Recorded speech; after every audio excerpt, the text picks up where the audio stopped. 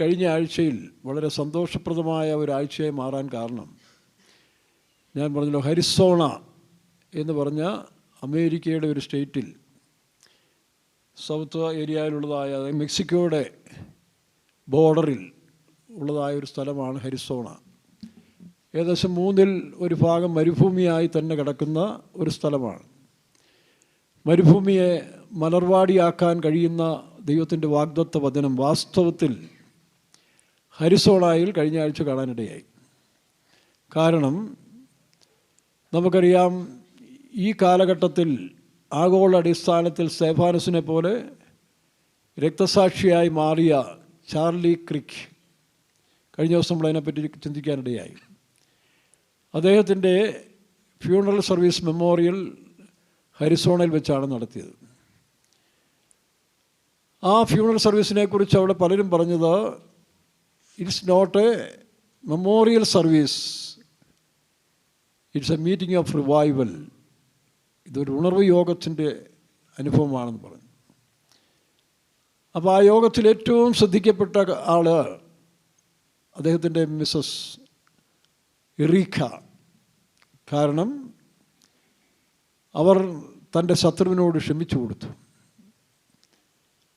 അവർ ഹൃദയ വികാരതയോടെ തൻ്റെ ഭർത്താവിനെ കൊന്ന ആ ഘാതകനോട് പറഞ്ഞു, നീ ഒന്നും അറിയുന്നില്ല, നീ എൻ്റെ ഭർത്താവിനെയാണ് കൊന്നത്.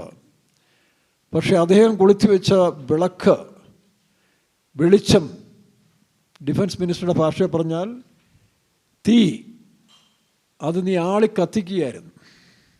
അതായത് ഒരു വലിയ എണ്ണ ടാങ്കിലേക്ക് തീ പായിച്ചു കഴിഞ്ഞാലുള്ള കത്തൽ. വാസ്തവത്തിൽ അതാണ് ഇന്നലെ അവിടെ കാണാനിടയായത്. അപ്പോൾ ക്ഷമിച്ചു കൊടുക്കുന്ന വലിയൊരു സത്യം. അവർ പറഞ്ഞതിങ്ങനെയാണ്, ക്രൂശിൽ എൻ്റെ അരുമനാഥൻ രക്ഷകനായ യേശു ക്രിസ്തു, അത് ലൂക്കോസിൻ്റെ സുവിശേഷം 23-ാം അധ്യായത്തിൻ്റെ 34-ാം വാക്യത്തിൽ വായിക്കുന്നുണ്ടല്ലോ, father forgive them for they know not what they do. അവർ ചെയ്തറിയാകിയാൽ അവരോട് ക്ഷമിക്കണമേ. ഇന്ന് ഈ കാലഘട്ടത്തിൽ ഏറ്റവും ശ്രദ്ധിക്കപ്പെട്ട വചനമായി ലോകം മുഴുവനും അത് വ്യാപിച്ചുകൊണ്ടിരിക്കുകയാണ്. പ്രിയരെ, നിങ്ങൾക്കറിയാമല്ലോ, ആ മെമ്മോറിയൽ സർവീസ് അല്ലെങ്കിൽ ആ റിവൈവൽ മീറ്റിങ്ങിൽ ലക്ഷങ്ങൾ അവിടെ സംബന്ധിച്ചു. 10 കോടിയിലധികം ഈ ടെലിവിഷനിൽ കൂടെ, ചാനലിൽ കൂടെയൊക്കെയും ആൾക്കാരത് കണ്ടുകൊണ്ടിരുന്നു. 10 കോടി അമേരിക്കക്കാർ. ചിന്തിച്ചു നോക്കിയേ, 10 കോടി മനുഷ്യരെ ഒരു സുവിശേഷ യോഗം, അതും വളരെ മനോഹരമായ. ഞാൻ ഈ എറീക്കയെ പറ്റി പറയുന്നതിന് മുമ്പ് എൻ്റെ ഒരു പശ്ചാത്തലം പറയാം. വളരെ മനോഹരമായൊരു സുവിശേഷ യോഗം. അതിൽ ചിലർ ഉപയോഗിച്ച ചില വാക്കുകൾ ഞാൻ നിങ്ങൾക്ക് പറഞ്ഞു തരാം. കാരണം കഴിഞ്ഞ പ്രാവശ്യം നമ്മളിട്ടതും അനേകർക്കത് പ്രയോജനമായെന്ന് പറഞ്ഞ് പുതിയ ആളുകൾ എന്നെ വിളിക്കാനിടയായി. ഞങ്ങൾ പോലും ഇത്രയും അത്ഭുതമേറിയ കാര്യം ഇതിനകത്തുണ്ട് എന്ന് അമേരിക്കയിൽ നിന്ന് പോലും ചിലർ പറഞ്ഞു. ഇത് കേട്ടപ്പോഴാണ് ഈ ചാർലി ക്രാക്കിൻ്റെ കുറിച്ച് ദൈവത്തിന് ഇത്രയും ഉദ്ദേശമുണ്ടല്ലോ എന്ന് മനസ്സിലാക്കാൻ ഇടയായതെന്ന് പറയാനിടയായി. ദൈവത്തിന് സ്തോത്രം.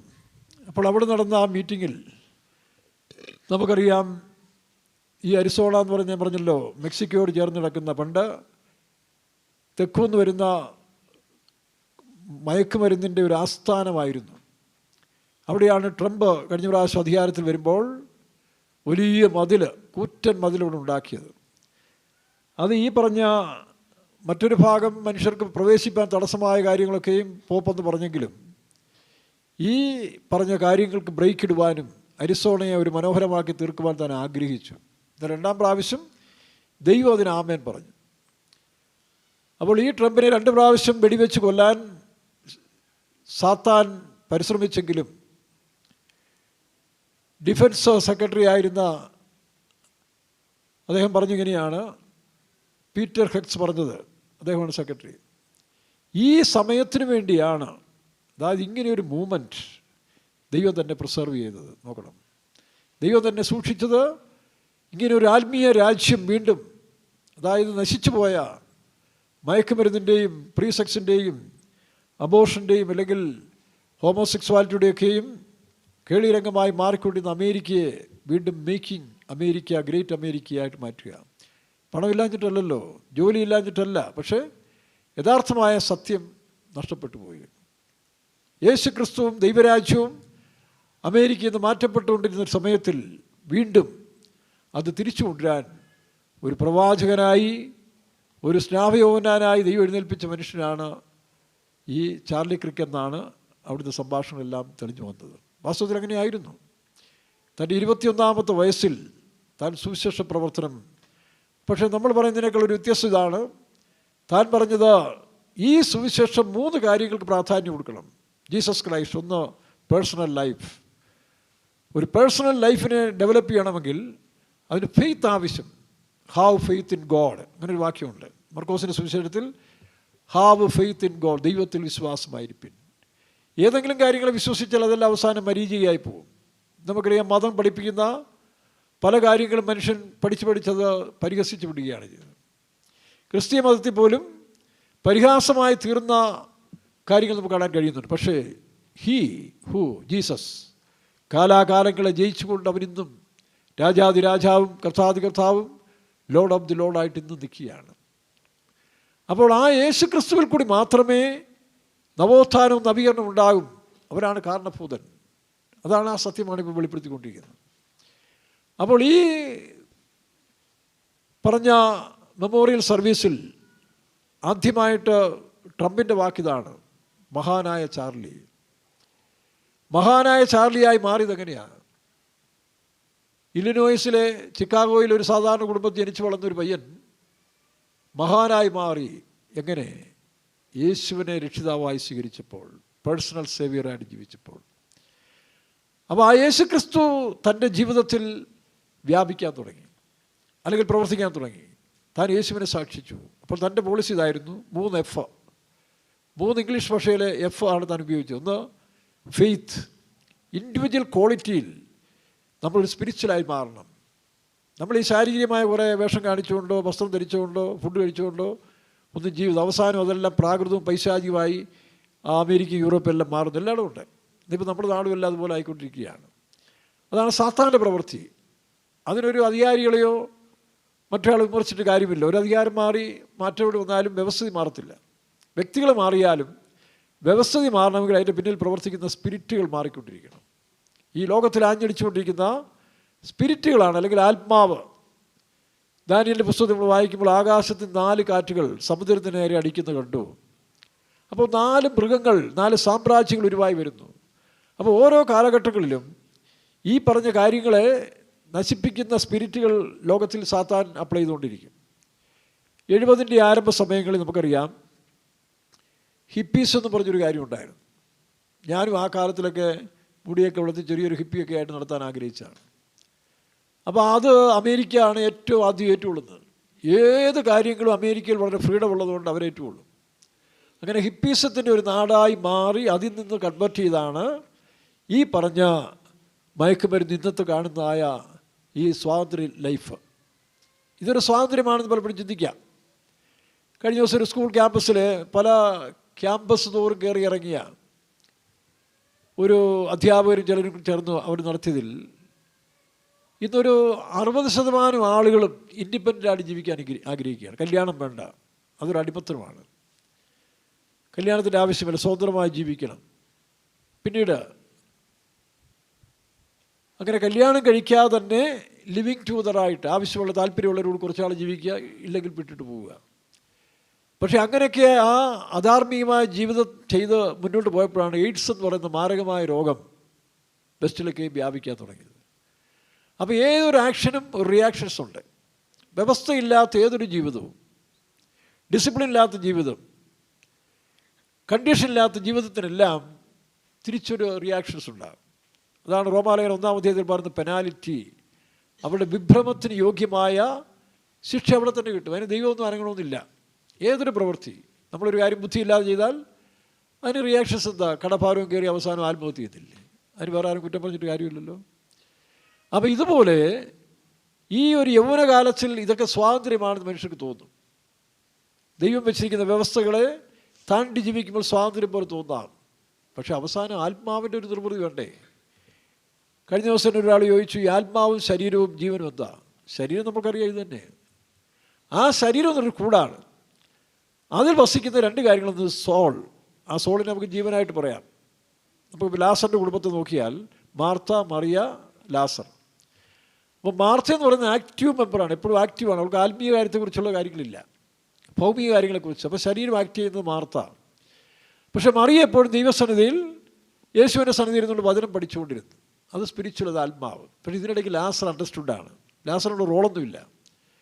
പക്ഷേ ലാസർ റോളില്ലെങ്കിൽ തന്നെ 11-ാം അധ്യായത്തിലേക്ക് 11-ാം അധ്യായത്തിൽ ലാസർ മരിച്ചു കഴിഞ്ഞപ്പോൾ ആ വീടും ചെയ്തു. മാർത്തയും ഡൗണായി, മറിയയും ഡൗണായി. അപ്പോൾ നമ്മുടെ ഇതിൻ്റെ രണ്ടിലും നമ്മൾ എക്വിപ്പ് ചെയ്യുന്നതാണ് ഈ സോൾ. അതിന് പേഴ്സണാലിറ്റി ഉണ്ട്. ആ പേഴ്സണാലിറ്റി ഉരുവാക്കുന്നതിന് സ്പിരിറ്റ് നമുക്ക് ആവശ്യമാണ്. അപ്പോൾ മനുഷ്യന് ഓൾറെഡി ഒരു സ്പിരിറ്റ് ഉണ്ട്, ജന്മന അവൻ്റെ സ്പിരിറ്റ് ഉണ്ട്. ആ സ്പിരിറ്റിനെ ഡെവലപ്പ് ചെയ്യണമെങ്കിൽ, അല്ലെങ്കിൽ അതിനെ മാറ്റിമറിക്കണമെങ്കിൽ, ഒന്നുകിൽ ദൈവത്തിൻ്റെ ആത്മാവ് അല്ലെങ്കിൽ ലോകത്തിൻ്റെ ആത്മാവ്. അത് കൊരിന്ത്യർ ലേഖനം 1-ാം അധ്യായത്തിൽ വിസ്താരമായി പറയുന്നുണ്ട്.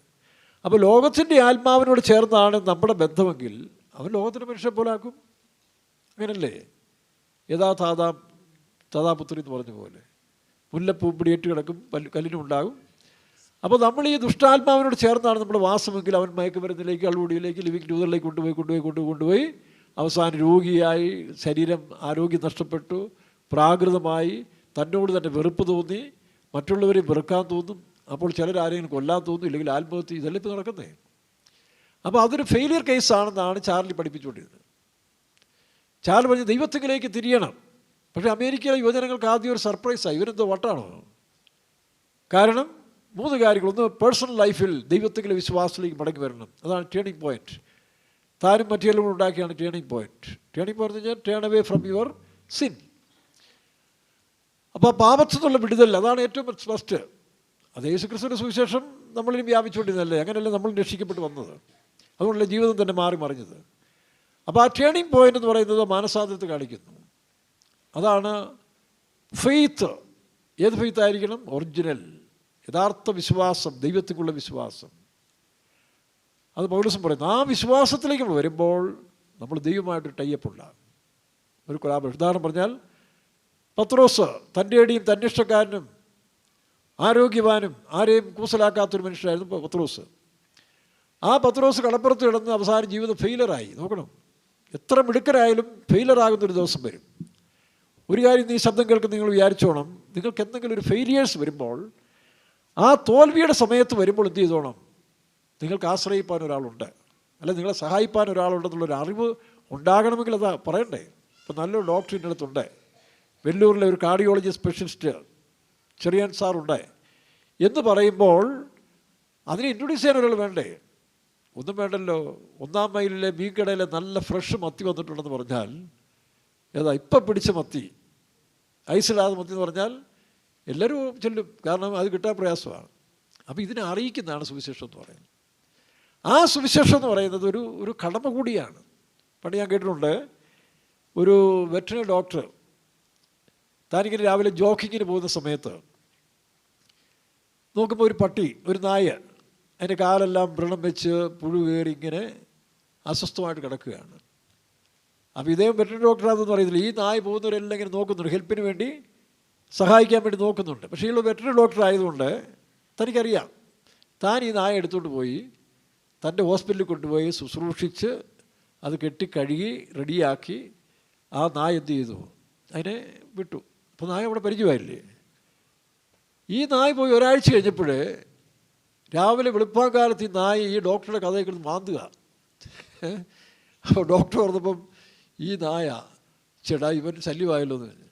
എന്നാൽ ഡോക്ടറിൻ്റെ ഈ ട്രൗസറല്ല പാൻറ്റിൻ്റെ അടുത്ത് കടിച്ച് പോവുക. അപ്പോൾ ഡോക്ടർക്ക് എന്തിനാണ് ഇവന് ചെയ്യുന്നത്?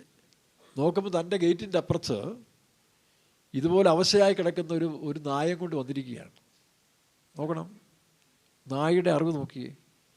ഈ ഡോക്ടറാണ് എന്നെ രക്ഷിച്ചത്, എന്നെ സഹായിച്ചപ്പോൾ വീണ്ടും യഥാസ്ഥാനപ്പെടുത്തി എന്നുള്ള അറിവ് ഒരു നായ്ക്ക് കിട്ടിയപ്പോൾ, തൻ്റെ ഒരു നായ കഷ്ടപ്പെടുന്നു കണ്ടപ്പോൾ അവനെ ഈ ഡോക്ടറിലേക്ക് കൊണ്ടു. ആ ഡോക്ടർ കണ്ണ് നിറഞ്ഞു പോയി. ആ നായെ ആദ്യം വന്ന നായയെ ഡോക്ടർ തൻ്റെ വീട്ടിൽ തൻ്റെ സ്വന്തം നായായിട്ട് വളർത്താൻ തുടങ്ങി. ഈ നായയുടെ ആത്മാർത്ഥമെങ്കിലും നമുക്ക് വേണ്ടേ? നമ്മളെപ്പോലുള്ള സമൂഹജീവികൾ നഷ്ടപ്പെട്ടുകൊണ്ടിരിക്കുന്ന സമയത്തിൽ അവരെ യഥാർത്ഥ രക്ഷകനിലേക്ക് നടത്തുന്ന ചുമതല നമുക്കില്ലേ? ഇന്ന് കേരളത്തിലെ TPM-കാർ ഉൾപ്പെടെ എത്ര പേർക്ക് ആ ധൈര്യമുണ്ട്? ഇന്ന് നിങ്ങൾ യേശുവിനെ നിങ്ങളുടെ വീട്ടിൽ പറയുന്നെങ്കിൽ നിങ്ങൾ ആരോട് പറയുന്നു? നിങ്ങൾക്ക് നന്ദി വേണ്ടേ? നിങ്ങൾ എന്താണ് ചെയ്യുന്നത്? എല്ലാ വിശ്വാസികളും ക്രിസ്ത്യാനികളും ഓർക്കേണ്ട കാര്യമാണ്. പണ്ട് നമ്മുടെ തറയിൽ ബിഷപ്പ് തോമസ് ബിഷപ്പ് ചേരാശ്ശേരിലെ ഞങ്ങളുടെ നാട്ടുകാരനാണ്.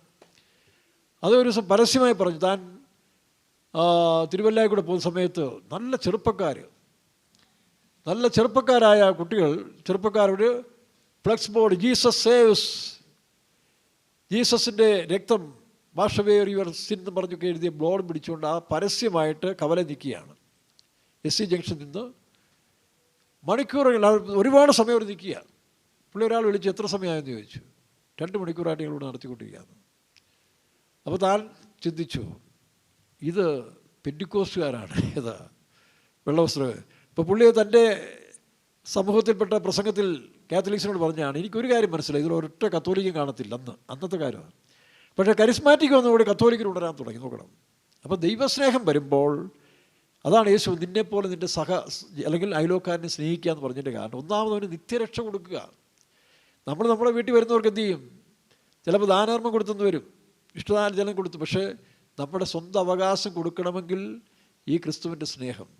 ഇതാണ് ചെറുപ്പത്തിൽ ചാർലി കിർക്കിൻ്റെ ജീവിതത്തിലേക്ക് വന്നപ്പോൾ അവൻ സധൈര്യം പരസ്യമായി, കാരണം സാത്താൻ്റെ കസ്റ്റഡിയിൽ കിടന്ന അമേരിക്കയിലെ യുവജനങ്ങളെ തിരിച്ചു കൊണ്ടുവരാൻ വേണ്ടി താനിങ്ങനെയുള്ളതായ ക്യാമ്പസ് മീറ്റിംഗ് എല്ലാം നടത്താൻ തുടങ്ങി. അപ്പോൾ എന്ത് ചെയ്തു? ക്യാമ്പസ് മീറ്റിങ്ങിൽ സംബന്ധിക്കുന്ന ഈവിൾ സ്പിരിറ്റ് പ്രോസസ് ചെയ്തായ കുട്ടികൾ ഒരുപാടില്ലേ? അവരിദ്ദേഹത്തെ പരസ്യമായി ആക്ഷേപിക്കാനും ചില വികൃതികളെ കാണിക്കുന്ന ഞാൻ ചില വീഡിയോ കണ്ടിട്ടുണ്ട്. പക്ഷെ അതൊന്നും വകവയ്ക്കാതെ പുള്ളി ധൈര്യമായിട്ട് യേശു ക്രിസ്തുവിൽ കൂടി മാത്രമേ രക്ഷയുള്ളൂ, നിങ്ങൾ യേശുവിനെ സ്വന്തം രക്ഷിതാവായി സ്വീകരിച്ചെങ്കിൽ മാത്രമേ നിങ്ങളുടെ ജീവിതം ശരിപ്പെടുകയുള്ളൂ വളരെ ശക്തിയോടെ. അമേരിക്കയിൽ 50 സ്റ്റേറ്റിലെ പല ക്യാമ്പസുകളിൽ താൻ 10 വർഷമായിട്ട്, നമുക്കറിയാം നമ്മുടെ കർത്താവ് 3.5 വർഷമേ വേല ചെയ്തുള്ളൂ. 33 വയസ്സിൽ മരിച്ചു. അത് മതിയായിരുന്നു. പക്ഷേ കർത്താവ് ഈ ചാർലി ക്രിക്കിനെ കൊണ്ട് 10 വർഷം രാത്രി പകല്. അപ്പോൾ തൻ്റെ പോളിസിയിൽ ഞാൻ പറഞ്ഞില്ല, 1 പേഴ്സണൽ ലൈഫിൽ ഈ രക്ഷയെ പ്രാപിക്കുക, അതിന് ഫെയ്ത്ത് ആവശ്യമാണ്. 2 ഫാമിലി. നോക്കണം എത്ര കറക്റ്റാണ്. നമ്മുടെ മുൻ പ്രസിഡൻ്റായിരുന്ന അബ്ദുൽ കലാം ഇതോ വിഷയത്തെപ്പറ്റി പറഞ്ഞിട്ടുണ്ട്, ഇൻഡിവിജ്വലി നാം നന്നായെങ്കിൽ മാത്രമേ നമ്മുടെ കുടുംബം നന്നാകത്തുള്ളൂ, കുടുംബം നന്നായെങ്കിൽ മാത്രമേ സൊസൈറ്റി നന്നാകത്തുള്ളൂ, സൊസൈറ്റി നന്നായെങ്കിൽ മാത്രമേ രാജ്യം നന്നാകത്തുള്ളൂ, രാജ്യം നന്നായെങ്കിൽ മാത്രമേ രാഷ്ട്രങ്ങൾ നന്നാകത്തുള്ളൂ. ഇതല്ലേ കർത്താവ്. യേശു ക്രിസ്തുവിൻ്റെ ഉപദേശം മുഴുവൻ ഇൻഡിവിജ്വലാണ്, പേഴ്സണലാണ്. അത് പ്രായോഗികമായി നമ്മൾ സ്വീകരിക്കുമ്പോൾ നമ്മുടെ ജീവിതത്തിലേക്ക് വലിയ ചേഞ്ച് വരും. അതിനപ്പുറത്ത് ആരും കാണിച്ചില്ലല്ലോ. ഈ മതവെറിയെല്ലാം കൊണ്ട് നടക്കുന്ന മനുഷ്യൻ ചിന്തിക്കുക, യേശു ക്രിസ്തു കാണിച്ചത് ഒരു മതത്തിൻ്റെ ആളായിട്ടല്ലല്ലോ. അന്നുണ്ടായിരുന്ന ഏറ്റവും വലിയ മതമാണ് യഹൂദ മതം. അതിനെ താൻ പരസ്യമായി ഖണ്ഡിച്ചുകൊണ്ടാണ് മതമല്ല രക്ഷിക്കുന്നത്. യേശുവിന് മതമില്ല, ക്രിസ്തു മതം യേശുവിനില്ല. നോക്കുക, യേശു ക്രിസ്തു ഒരു മാർഗം മാത്രമാണ്, വഴി സത്യം ജീവൻ. അപ്പോൾ ശരിയായ വഴിയും സത്യവും ജീവനും യേശു കാണിച്ചു തന്നു. ഈ സത്യമാണ് 21-ാമത്തെ വയസ്സിൽ ചാർലി ഏറ്റെടുത്ത് നടത്താൻ തുടങ്ങി. അപ്പോൾ അതിനെപ്പറ്റി അമേരിക്കയിലെ മുൻ പ്രസിഡൻ്റായിരുന്ന 62-ൽ വെടിയേറ്റ് വന്ന JF കെന്നഡി, അദ്ദേഹത്തിൻ്റെ മകൻ റോബർട്ട് കെന്നഡി ഇന്ന് ട്രംപിൻ്റെ മിനിസ്ട്രിയിലെ ഹെൽത്ത് സെക്രട്ടറിയാണ്. അദ്ദേഹത്തിൻ്റെ ഒരു സഹോദരൻ മകൻ ഒരു പ്ലെയിൻ ക്രാഷിൽ മരിച്ചുപോയി, തൻ്റെ അമ്മ ജാക്ലിൻ കെന്നഡി. അപ്പോൾ അദ്ദേഹം യേശുവിനെ പറ്റി യേശുവിനെ പറ്റിയും ചാർലിയെ പറ്റിയും സാക്ഷി ഞാൻ പിന്നീട് പറയാം. അപ്പോൾ അങ്ങനെ നോക്കണം, ഈ സത്യങ്ങൾ ധൈര്യമായിട്ട് മുന്നോട്ട് പറഞ്ഞുകൊണ്ടേയിരുന്നു. അതുകൊണ്ട് എന്ത് ചെയ്തു? ആയിരങ്ങൾ നോക്കണം ചെറുപ്പക്കാരോട് പറഞ്ഞു, നിങ്ങളിങ്ങനെ അവസാനിപ്പിക്കുക, ഇതുകൊണ്ട് നിങ്ങൾക്ക് യാതൊരു ഗുണമില്ല, മടുത്തില്ലേ? കഞ്ചാവ് വലിച്ചിട്ട് ഗുണമുണ്ടോ? കള്ളു കുടിച്ചിട്ട് ഗുണമുണ്ടോ? പാപം ചെയ്ത് ലിവിങ് ടുഗദർ പല സ്ത്രീകളോടും പല ആണുങ്ങളോടും ജീവിച്ച് മഹാരോഗങ്ങൾ കയറി പിടിക്കുകയല്ലേ? ഇതാണോ ലൈഫ്? യഥാർത്ഥ ലൈഫിലേക്ക് നിങ്ങൾ തിരിച്ചു വരണം എന്ന് ധൈര്യത്തോടെ പ്രസംഗിച്ചപ്പോൾ ആയിരക്കണക്കിന് പതിനായിരങ്ങൾ മുന്നോട്ട് വന്നു. അതുകൊണ്ട് തന്നെ ലക്ഷങ്ങൾ തൻ്റെ ഫ്യൂണറൽ സർവീസിന് പങ്കെടുക്കാനിടയായത്. അപ്പോൾ അവിടെ വെച്ച് അവർ പ്രതിജ്ഞ ചെയ്തു. എന്താ? ഞങ്ങൾ ചാർലിക്ക് പകരം ഞങ്ങൾ മുന്നോട്ടിറങ്ങും. അത് വലിയ തുടക്കമാണ്. ആ ഭാഗം നിങ്ങൾ ശ്രദ്ധിക്കണം. ആ ഫ്യൂണറൽ സർവീസിൻ്റെ ഇംഗ്ലീഷ് ആണെങ്കിലും, ഇംഗ്ലീഷ് അറിയാവുന്ന പിള്ളേരുണ്ടല്ലോ, അവരെ കൊണ്ട് കേട്ടത് മനസ്സിലാക്കിയെടുക്കണം. വളരെ മനോഹരമായ ഒരു കൺവെൻഷനാണ്. അപ്പോൾ ആ സത്യങ്ങൾ ഏറ്റെടുത്ത് പുള്ളി ചെയ്തതിൻ്റെ ഒന്നാമത്തെ പ്രശ്നം പേഴ്സണൽ ലൈഫിൽ ദൈവത്തിലുള്ള വിശ്വാസം, യേശു ക്രിസ്തുവിലുള്ള വിശ്വാസം, അവരാലുണ്ടാകുന്ന പാപമോചനം, ആ യേശുവിനുള്ള ജീവിതത്തിൽ നാം പ്രാപിക്കാൻ പോകുന്ന മഹത്വം, സ്വർഗരാജ്യം, ഇതെല്ലാം തൻ്റെ പ്രസംഗത്തിൻ്റെ. അപ്പോൾ തന്നെ തൻ്റെ ഫാമിലി, രണ്ടാമത് ഫാമിലിയാണ്. വ്യക്തിജീവിതത്തെ കാണിച്ചു കൊടുത്തു. താൻ വിവാഹം കഴിച്ചത് ഒരു മോഡൽ സ്ത്രീയാണ്. അരിസോണയിലെ മിസ് അരിസോണയായി തിരഞ്ഞെടുക്കപ്പെട്ട ഈ എറീക്ക എന്ന് പറയുന്ന പെൺകുട്ടി അന്ന് അരിസോണയിലെ മിസ് അരിസോണയായിരുന്നു. ആ കാലത്ത് ആ ഫാഷൻ പരേഡ് ഡ്രസ്സും ഒക്കെ ഇട്ടുകൊണ്ട് നടന്ന്, പക്ഷേ താനും രക്ഷിക്കപ്പെടാനിടയായി. ഈ ചാർലി ക്രിക്കിനെ വിവാഹം ചെയ്ത് തൻ്റെ മിനിസ്ട്രിയുടെ ഭാഗമായിട്ട് താൻ മാറാനിടയായി. നോക്കണം, അങ്ങനെ ഫാമിലിയിൽ ആ സ്ത്രീയുടെ സാക്ഷി കേട്ടില്ലേ? എന്നെയും എൻ്റെ കുഞ്ഞുങ്ങളെയും താൻ വളരെ സ്നേഹിച്ചിരുന്നു. പക്ഷെ അതിനേക്കാൾ കവിഞ്ഞ് ക്രിസ്തുവിനെ സ്നേഹിച്ചിരുന്നു.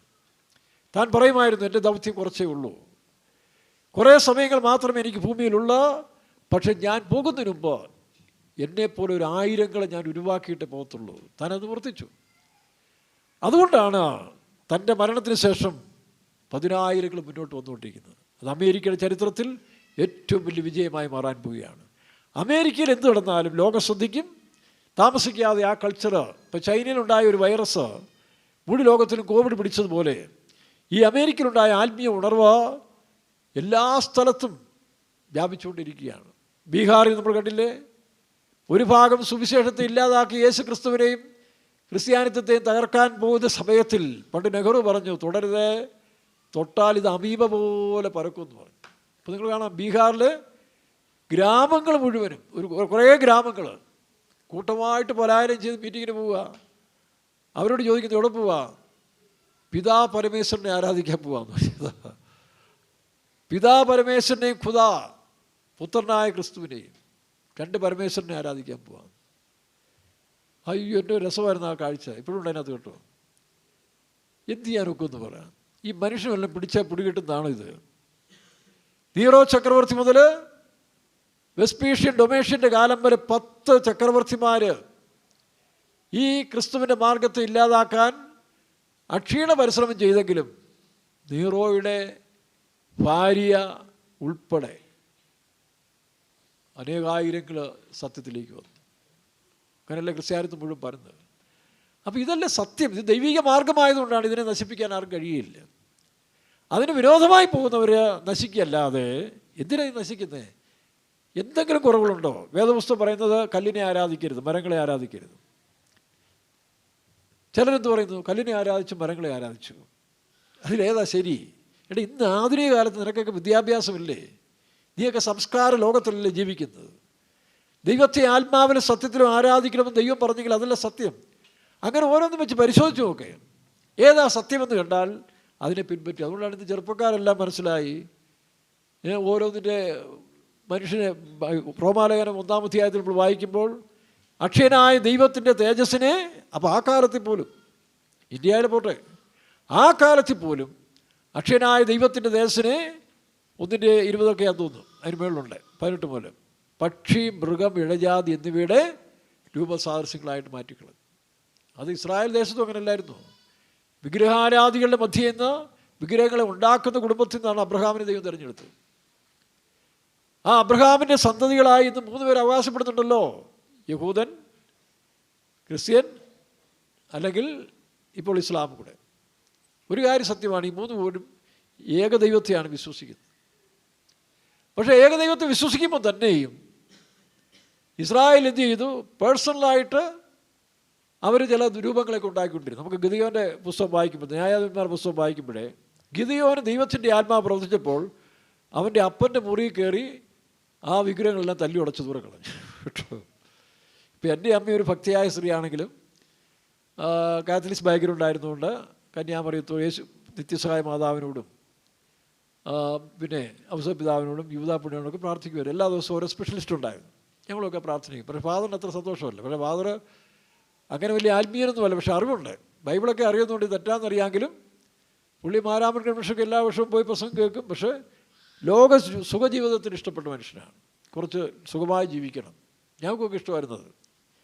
പക്ഷെ ഞാൻ രക്ഷിക്കപ്പെട്ടു വന്നപ്പോൾ പുള്ളി ഇതൊരു അവസരമായിട്ട് എന്ത് ചെയ്തറിയാവോ, ഒരു ദിവസം ആ രൂപങ്ങളെല്ലാം എടുത്ത് തല്ലിപ്പൊടിച്ച് പമ്പയാറ്റിൽ എറിഞ്ഞു കളഞ്ഞു. അത് വിളിച്ചിരി കുടിച്ച പോലെയൊക്കെ കാണിച്ചു. പക്ഷെ കൂടി എന്നോട് ഞാൻ അതുകൊണ്ടല്ല, ഞാൻ കുറേ നാളുകളായിട്ട് എനിക്കിതിനോട് ഭയങ്കര വെറുപ്പാണ്. ഈ ഫോട്ടോ ബൈബിളുണ്ടല്ലോ, അതെനിക്ക് വെറുപ്പാണ്. പക്ഷേ അമ്മയോടുള്ള സ്നേഹം, അമ്മ നല്ല ജീവിക്കുന്ന സ്ത്രീയാണ്. ഇങ്ങനെയുള്ള ചില മധ്യസ്ഥ പ്രാർത്ഥന നടത്തെങ്കിലും ഒരു കള്ളം പറയത്തില്ല, പല നല്ല സാക്ഷിയുണ്ട്. അതുകൊണ്ട് ഫാദറിന് ഒരു ബഹുമാനം പേടിയുണ്ടായിരുന്നു. പക്ഷേ ഈ ഞാൻ രക്ഷിക്കപ്പെട്ടു വന്നപ്പോൾ പുള്ളിക്കാരൻ ഇതെല്ലാം തല്ലി ഉടച്ച് ദൂരെ കളഞ്ഞു. നോക്കണം. അപ്പോൾ ഇത്രയേ ഉള്ളതൊക്കെ സത്യം വരുമ്പോൾ ശമരിയാസ്ത്രീ യോഹന്നാന്റെ സുവിശേഷം 4-ാം അധ്യായത്തിൽ ശമരിയാസ്ത്രീ യേശുക്രിസ്തുവിനെ അറിഞ്ഞപ്പോൾ അവൾ പാത്രം വെച്ചിട്ട് ഓടി, ഈ സത്യത്തിൻ്റെ സാക്ഷിയായിട്ട്. അപ്പോൾ ഇതല്ല സത്യം. നിങ്ങൾ എത്ര ഇതിനെതിരായി നിന്നാലും, ഇന്ത്യ ഗവൺമെൻറ്റോ കേരള ഗവൺമെൻറ് ഇതിനത്രയില്ല, അല്ലെങ്കിൽ ഏത് ഗവൺമെൻറ്റും, നിങ്ങളറിയാം റോമൻ സാമ്രാജ്യം, യഹൂദ മതം, ഇതിനെതിരായി ശക്തമായി നിന്നിട്ട് എന്തേ സംഭവിച്ചത്? കാരണം സത്യത്തെ ഒരിക്കലും മൂടി വെക്കാൻ ഒക്കത്തില്ലല്ലോ. അത് ഇന്നല്ല നാളെ വെളി വരും. അതുകൊണ്ടാണ് യേശുക്രിസ്തു ഈ ഭൂമിയെ ഭരിക്കാൻ പോവുകയാണ്. യേശുക്രിസ്തു മുഴു ലോകത്തെ സ്വാധീനിക്കാൻ പോകുന്നതിൻ്റെ ഫസ്റ്റ് എവിഡൻസ് ആണ് അരിസോണയിൽ നടന്ന സ്പിരിച്വൽ കൺവെൻഷൻ. അതിൻ്റെ ഒരു പ്രവാചകനായിരുന്നു യോഹന്നാൻ ശ്രാവനെ പോലെ ചാർലി ക്രീക്ക് എഴുന്നേറ്റത്. അപ്പോൾ അദ്ദേഹം രണ്ടാമത് ഫാമിലി ശരിയല്ലേ, നല്ല ഫാമിലിയായി ജീവിക്കാൻ പറഞ്ഞാണ് തെറ്റ്. അതോ നീ കള്ളും കുടിച്ച് മയക്കുമരുന്ന് കളിച്ച് കണ്ട പെണ്ണുങ്ങളോട് പോയി ആണുങ്ങളോട് പോയി ഇങ്ങനെ കറങ്ങി അടിച്ച് ജീവിതം തുലയ്ക്കണം, അതാണ് നല്ലത്? ഒന്ന് ചിന്തിച്ചു നോക്കേണ്ട സഹോദര. നേതാക്കന്മാരെ, മത നേതാക്കന്മാർ, നിങ്ങൾ ചിന്തിച്ചു നോക്ക്. ഇതാണ് തെറ്റെന്താ? നല്ലൊരു കുടുംബജീവിതം ചെയ്യുന്നതാണോ തെറ്റ്? മക്കളെയും വളച്ച് കുഞ്ഞുങ്ങളുമായിട്ട് നല്ല സന്തോഷമായിട്ട് ഒരു കുടുംബജീവിതം ചെയ്യുന്നത് ശരിയാണെന്ന് പറയുന്നതിന് തെറ്റാന്ന് പറഞ്ഞുകൊണ്ടൊരു കൂട്ടം എഴുന്നേറ്റില്ലേ? പക്ഷേ നല്ലൊരു ശതമാനം വരെ പിൻപറ്റിക്കൊണ്ടിരിക്കുകയാണ്. അപ്പോൾ സത്യം നേരെ നെരുങ്ങിയേ വരത്തുള്ളൂ. മൃഗങ്ങളെ ആരാധിക്കണം, പക്ഷികളെ ആരാധിക്കണം എന്നൊക്കെ ബൈബിൾ പറയുന്നില്ലേ? മനുഷ്യൻ അങ്ങനെ പുറകെ പോവുകയാണ്. അപ്പോൾ ഗിദെയോൻ എന്ന് പറയുന്ന, അത് ബാക്കി അറിയാമോ? ന്യായാധിപന്മാരുടെ പുസ്തകം 6:25 ഗിദെയോൻ തൻ്റെ അപ്പൻ്റെ വിഗ്രഹങ്ങളെല്ലാം തല്ലി ഉടച്ചു. വായിക്കാം. അന്ന് രാത്രി യഹോവ അവനോട് കൽപ്പിച്ചത്, നിന്റെ അപ്പന്റെ ഇളയ കാളയായ 7 വയസ്സുള്ള രണ്ടാമത്തെ കാളയെ കൊണ്ട് നിന്റെ അപ്പനുള്ള ബാലിന്റെ ബലിപീഠം ഇടിച്ച് അതിനരികെയുള്ള ആശാര പ്രതിഷ്ഠയെ വെട്ടിക്കളക. അപ്പോൾ എന്ത് ചെയ്തു? അവൻ്റെ അപ്പനുണ്ടാക്കി, ഒരു ഇസ്രായേലാന്ന് വിചാരിച്ചോണം, വിഗ്രഹത്തെ ഉണ്ടാക്കരുതെന്ന് ദൈവം പ്രമാണം കൊടുത്തതായ ഒരു സമൂഹത്തിലെ ഒരു പ്രധാനി തന്നെ ബാലിൻ്റെ വിഗ്രഹമൊക്കെ ഉണ്ടാക്കി സമൂഹത്തിൽ നിന്നുണ്ടായ ആ സ്പിരിറ്റ് അവിടെ വിഗ്രഹം പ്രതിഷ്ഠിക്കാൻ തുടങ്ങി. പക്ഷേ ഗിദെയോന് ദൈവത്തിൻ്റെ ആത്മാവ് വന്നപ്പോൾ അതെല്ലാം ഉടച്ചു കളഞ്ഞു.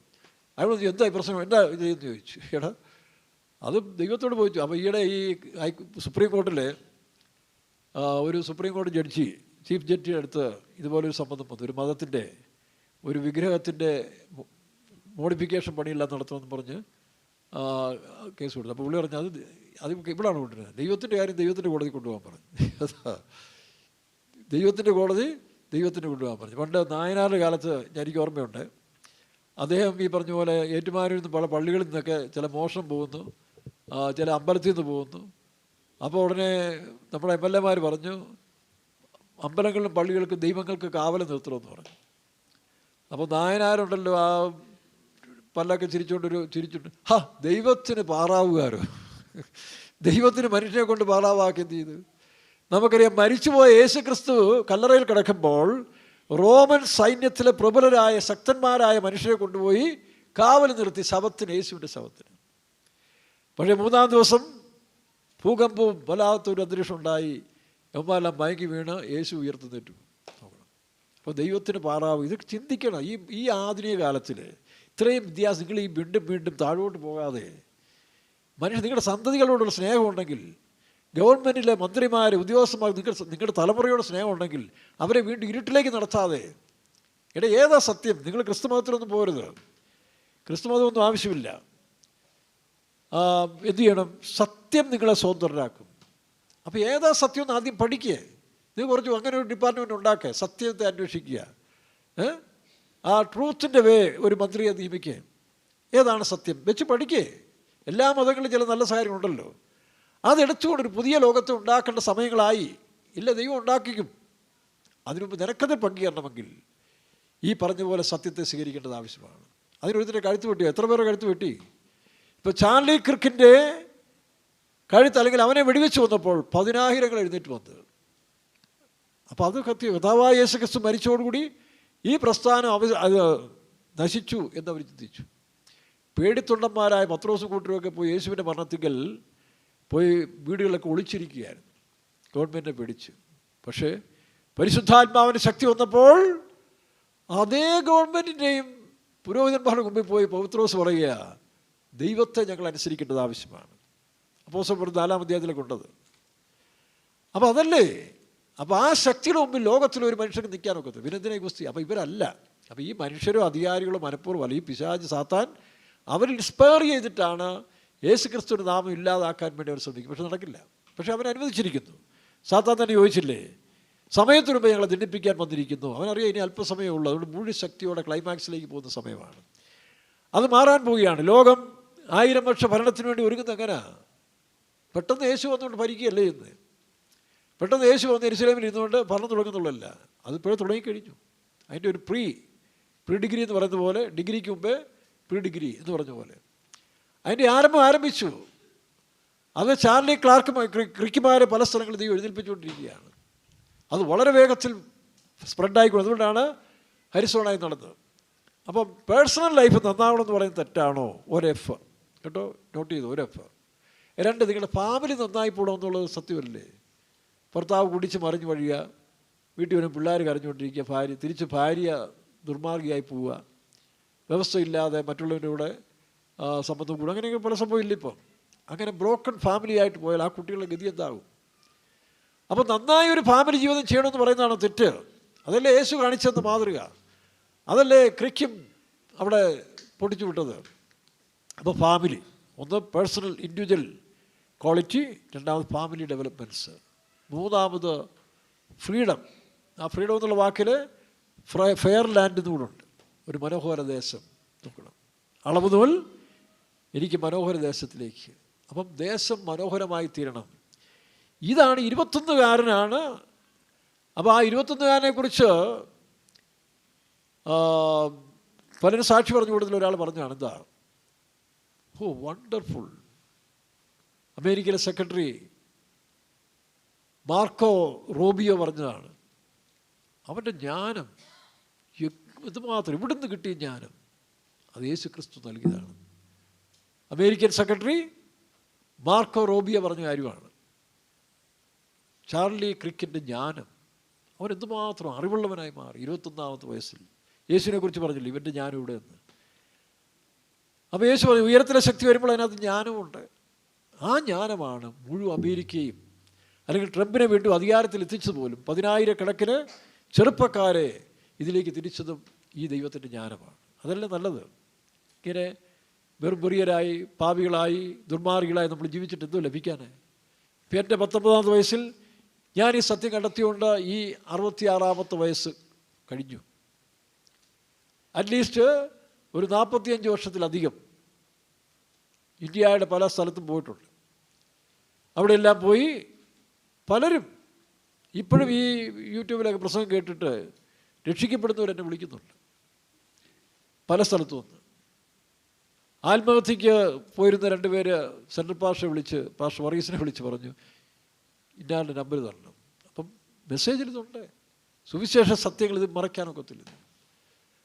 അപ്പോൾ അതുകൊണ്ടാണ് ഞാനും ഇനിയും കുറച്ചാളും കൂടെ ജീവിച്ചിരുന്ന് ചെയ്യണമെന്ന് ഇങ്ങനെ ഓരോ കാലത്തും ആഗ്രഹിക്കും. പലപ്പോഴും മരണം വന്നിട്ടുണ്ട്, എങ്കിലും കർത്താവ് വരുന്നിടം വരെ ഇരിക്കണം, അല്ലെ രക്തസാക്ഷിയാകണം. അതാണ് എൻ്റെ ആദ്യത്തെ പോളിസി. ഞാൻ അഭിഷേകം പ്രാപിച്ചപ്പോഴും ദൈവത്തോട് പറഞ്ഞു, കർത്താവേ നിൻ്റെ വരവരെയും എനിക്കിരിക്കാൻ ആഗ്രഹമാണ്, അല്ലെങ്കിൽ ഇങ്ങനെ തന്നെ പറഞ്ഞ സ്തെഫാനോസിനെ പോലും നല്ല രക്തസാക്ഷിയായി തീരണം. പ്രത്യേകിച്ച് സുവിശേഷം പ്രസംഗിച്ചുകൊണ്ടിരിക്കുമ്പോൾ തന്നെ മരിക്കണമെന്നൊക്കെ ഞാൻ ഇങ്ങനെ തന്നെ പ്രാർത്ഥിക്കുവാൻ. ഇപ്പോഴും അത് തന്നെയാണ്, ആ പോളിസി തന്നെയാണ്. കാരണം വിട്ടുപിരിഞ്ഞ് ക്രിസ്തുവിനോട് ചേരുവാൻ ഞാൻ കാക്ഷിക്കുന്നു. അപ്പോൾ അതാണ് ജീവിതത്തിൽ ഏറ്റവും വലിയ ഭാഗ്യം. ഇത് നിങ്ങളുടെ കുഞ്ഞുങ്ങളോട് പറഞ്ഞു കൊടുക്കണം. എങ്ങനെ കാശുണ്ടാക്കാം, വിദേശത്തേക്ക്, അതൊക്കെ 2ാമത്തെ കാര്യം. അവരെ ദൈവത്തെ അയക്കുന്നത് അയക്കട്ടെ. അവരെ ആത്മീയം കളഞ്ഞ് ആത്മീയത്തിന് വേണ്ടി പ്രോത്സാഹിപ്പിക്കാതെ ഞായറാഴ്ച ആരാധനയ്ക്ക് വിടാൻ നിങ്ങൾ തന്നെയല്ലേ കുഞ്ഞുങ്ങളെ നഷ്ടപ്പെടുത്തുന്നത്. പിന്നെ അവരിങ്ങനെ കഴുത്തിന് പിടിച്ചാൽ കുറ്റം പറയേണ്ട ആവശ്യത്തിന്. നിങ്ങളവരെ തെറ്റായ രീതിയിൽ വളർത്തിയെടുക്കുന്നു. അവരെ ആത്മീയത്തിൽ വളർത്താതെ നിങ്ങൾക്ക് ഭയമാണ്. ആത്മീയത്തിൽ പോയി കഴിഞ്ഞാൽ പിന്നെ ഞങ്ങളെ ഇത് പിടിവിട്ട് പോയാൽ എന്ത് ചെയ്യും? അപ്പോൾ അവരെ തെറ്റായ രീതിയിലേക്ക് ഒരു പ്രവാചകൻ പറയുന്നില്ലയോ, നിങ്ങൾ നിങ്ങളുടെ കുഞ്ഞുങ്ങളെ വീഞ്ഞു കുടിപ്പിച്ചു, അവരെ ദർശനമില്ലാതാക്കി, അവരെ യഥാർത്ഥമായ സത്യത്തിലേക്ക് നടത്താതിരിക്കുക പേരൻസ് തന്നെയാണ് ഏറ്റവും വലിയ. അപ്പം കുടുംബജീവിതത്തിൻ്റെ ഉത്തരവാദിത്വം പേരൻസിനാണ്, പ്രത്യേകിച്ച് അമ്മമാർ. അവർ ക്ലിയർ അല്ലെങ്കിൽ ആ കുടുംബം ശിഥിലമായി പോകും. അമ്മമാരൊരു ദൈവഭക്തിയും ദൈവസാന്നിധ്യമുള്ളൊരു അമ്മ ഉള്ള കുടുംബങ്ങൾ, ഭർത്താക്കന്മാർ എത്ര വഴിപടിച്ചവരായാലും അവർ യഥാസ്ഥാനപ്പെടുന്നു. എനിക്കറിയാം, ഞങ്ങളുടെ നാട്ടിലൊക്കെ ഞാൻ കണ്ടിട്ടുണ്ട്, എൻ്റെ അമ്മ ഉൾപ്പെടെ. അപ്പോൾ ആ കുടുംബജീവിതം എന്ന് പറയുന്നത് രണ്ടാമത്തെ മനോഹരമായ ജീവിതം, അതാണ് രണ്ടാമത്തെ എഫ്. മൂന്നാമത്തെ എഫ് ഫ്രീഡം അല്ലെങ്കിൽ ഫെയർലാൻഡ്. അമേരിക്ക ഒരു ഫെയർലാൻഡ് ആക്കി മാറ്റാൻ വേണ്ടിയാണ് ഇപ്പോൾ ട്രംപും ക്യാബിനറ്റും വൈറ്റ് ഹൗസ് മുഴുവൻ വന്നില്ലേ. ഏതാ വളരെ അത്ഭുതം. അരിസോണയിലെ മെമ്മോറിയൽ സർവീസിന് വൈറ്റ് ഹൗസ് മുഴുവനും കൂടോടെ ഇറങ്ങി വന്നാണ് ആ മീറ്റിംഗ് നടത്തിയത്. അതിൽ ഓരോരുത്തരുടെയും ചില സാക്ഷ്യങ്ങൾ ഞാൻ 1-2 വാക്കുകളൊക്കെ എഴുതി വെച്ചിട്ടുണ്ട്. അതിലൊന്നാണ് ട്രംപ് പറഞ്ഞത്, മഹാനായ ചാർലി ക്രിക്ക്. എങ്ങനെ മഹാനായത്? തന്നെ ദൈവം മഹാനാക്കി. ഏത് കാര്യത്തിൽ? വിശ്വാസത്തിൽ മഹാനാക്കി, ദൈവികമായ അറിവിൽ മഹാനാക്കി, ആത്മാക്കളെ നേടുന്നതിൽ ഇതാക്കി. അങ്ങനെയാണ് കിരീടങ്ങൾ. മഹാന്മാർക്കാണല്ലോ കിരീടം കൊടുക്കുന്നത്. എത്ര കിരീടങ്ങളാണ്? ഇപ്പോൾ പരീക്ഷ സഹിച്ചു രക്തസാക്ഷിയായപ്പോൾ ജീവകിരീടങ്ങൾ തനിക്ക് കിട്ടി. അപ്പോൾ താൻ അറിഞ്ഞ സത്യത്തിന് വേണ്ടി മരിച്ചപ്പോൾ മരണപര്യന്തം വിശ്വസ്തനായിരിക്കുന്നാൽ ജീവകിരീടം പ്രാപിക്കും. നോക്കണം. അതിൽ അമേരിക്കൻ ഡിഫൻസ് സെക്രട്ടറി പറഞ്ഞ മറ്റൊരു കാര്യം, ഈ ക്രിക്ക് മരിക്കുന്ന സമയത്തിൽ, ചാർലി ക്രിക്ക് മരിക്കുന്ന സമയത്തിൽ ഒരു ദർശനം കണ്ടു. ഇതാ ദൂതന്മാർ തന്നെ സ്വീകരിച്ചുകൊണ്ട് കർത്താവിൻ്റെ അടുത്തേക്ക്. അപ്പം സ്വർഗം തുറന്നിരിക്കുന്നതും സേഫാനോസിനെ പോലെ യേശു എഴുന്നേറ്റ് നിന്ന് ഈ ചാർലി ക്രിക്കിനെ സ്വീകരിക്കുന്നു. പിശാചുകൾ കരയുക. പിശാചുകൾ കരയുന്നത് ഒരാൾ സ്വപ്നം കണ്ടു. അപ്പോൾ ചോദിച്ചു, നീ പിശാചുകൾ എന്തിനാണ് ഇതിന് കരയുന്നത്? ഞങ്ങളുടെ ലക്ഷ്യം നിറവേറില്ല. ഈ ചാർലി ക്രിക്കിനെ ഈ സത്യത്തിനെതിരായിട്ട് അവരെ കൊണ്ട് തന്നെ പ്രസംഗിപ്പിക്കാൻ, അവനെ കൊണ്ട് തന്നെ ഈ മാർഗത്തിനെതിരായിട്ട് അവൻ്റെ തലതിരിച്ച് കളയാൻ പല പരിശ്രമങ്ങൾ ഞങ്ങൾ ചെയ്തു. പക്ഷെ ഇത്രയും പെട്ടെന്ന് പോകുന്ന നിങ്ങൾ അറിഞ്ഞില്ല. അപ്പോൾ അവരുടെ പ്രവർത്തനം ഇല്ലാതായി. വലിയൊരു മനുഷ്യനെ തകർക്കാൻ, മോശയെ തകർക്കാൻ ഫറവോനിൽ കൂടെ പിശാച് കയറി. പക്ഷേ ആ മോശ എന്ത് ചെയ്തു? തകർക്കാൻ പോയ ഫറവോൻ്റെ വീട്ടിൽ കൊണ്ടുപോയി വളർത്തിയെടുത്ത ദൈവമാണെന്ന് ഓർത്തോണം. മനസ്സിലായോ? ഏതാ മോശയെ തകർക്കണം, അല്ല 2 വയസ്സിന് താഴെയുള്ളവരല്ല. ആ മോശയെ തകർച്ചില്ലെങ്കിൽ ഇസ്രായേലിൻ്റെ വീണ്ടെടുപ്പ്, മനുഷ്യവർഗത്തിൻ്റെ വീണ്ടെടുപ്പിന് അവൻ മുഖാന്തരമായി തീരും. അതുകൊണ്ട് മോശയെ കൊല്ലണം, അതാണ് പദ്ധതി. പക്ഷേ അത് നടന്നോ? ആ കൊല്ലാൻ കൽപ്പിച്ച ഫറവോൻ്റെ കയ്യിൽ തന്നെ ഏൽപ്പിച്ചു കൊടുത്തു. വളർത്തിക്കൊണ്ട് തരണമെന്ന് പറഞ്ഞു. 40 വയസ്സിൽ വളർത്തി സകല ഞാനും പഠിപ്പിച്ച് നീ കൊണ്ടുപോകും, അപ്പം ബാക്കി ഞാൻ ചെയ്തോളാം. സമയം വന്നപ്പോൾ ദൈവം അവനെ പുറത്തെടുത്തു. യേശു ക്രിസ്തു ജനിച്ചപ്പോൾ ഇതേ ആത്മാവ് വന്നില്ലേ? കൊല്ലാൻ, കൊല്ലുക, തകർക്കുക, മോഷ്ടിക്കുക, അറക്കുക, മുടിക്കുക. അതാണ് സാത്താൻ്റെ. പക്ഷേ ആ യേശു ക്രിസ്തു കൊല്ലാൻ സാധിച്ചോ? അന്നത്തെ ഹെരോദാവ് ഉറഞ്ഞു തുള്ളിയില്ലേ? എന്നെ കളിപ്പിച്ചിട്ട് പോയി, അവിടെ എല്ലാത്തിനും പിള്ളേരെ കൊന്നേര്. കർത്താവ് ദർശനത്തിൽ പറഞ്ഞു, പോക്കോ, മിസ്രൈമിലേക്ക് പോക്കോ. ഈ ദൈവത്തെയാണ് നമ്മൾ സേവിക്കുന്നതെന്ന് ഓരോ വിശ്വാസിയും അറിഞ്ഞിരിക്കണം. ആ ദൈവത്തിലുള്ള വിശ്വാസം കളഞ്ഞിട്ട് സാധാരണക്കാരനെ പോലെ പോകരുത്. പോയാൽ സാത്താൻ നിങ്ങളെ കൊണ്ട് തകർത്ത് കളയും. അപ്പം ചാർലി ക്രിക്കിനെ വിശ്വാസത്തിൽ പിന്തിരിപ്പിക്കാനും നാളെ ഒരു സമനില തെറ്റിയാൽ പോരെ, ഇതിനെതിരായി പറഞ്ഞു കഴിഞ്ഞാൽ. പക്ഷേ അവരെ കൊണ്ടെല്ലാം ചെയ്യിച്ചു. എൻ്റെ സമയമെടുത്ത് ഞാൻ പോകും. കറക്റ്റ് സമയത്ത് ദൈവം വേർതിരിക്കുകയും ചെയ്തു. അതിനൊരു മുഖാന്തരം. യേശുവിനെ അന്ന് ക്രൂശിൽ തന്നെങ്കിൽ അന്ന് റിവോൾവർ ഇല്ലല്ലോ, ഇത് റിവോൾവർ ഉപയോഗിക്കുന്നു, അത്രയേ ഉള്ളൂ.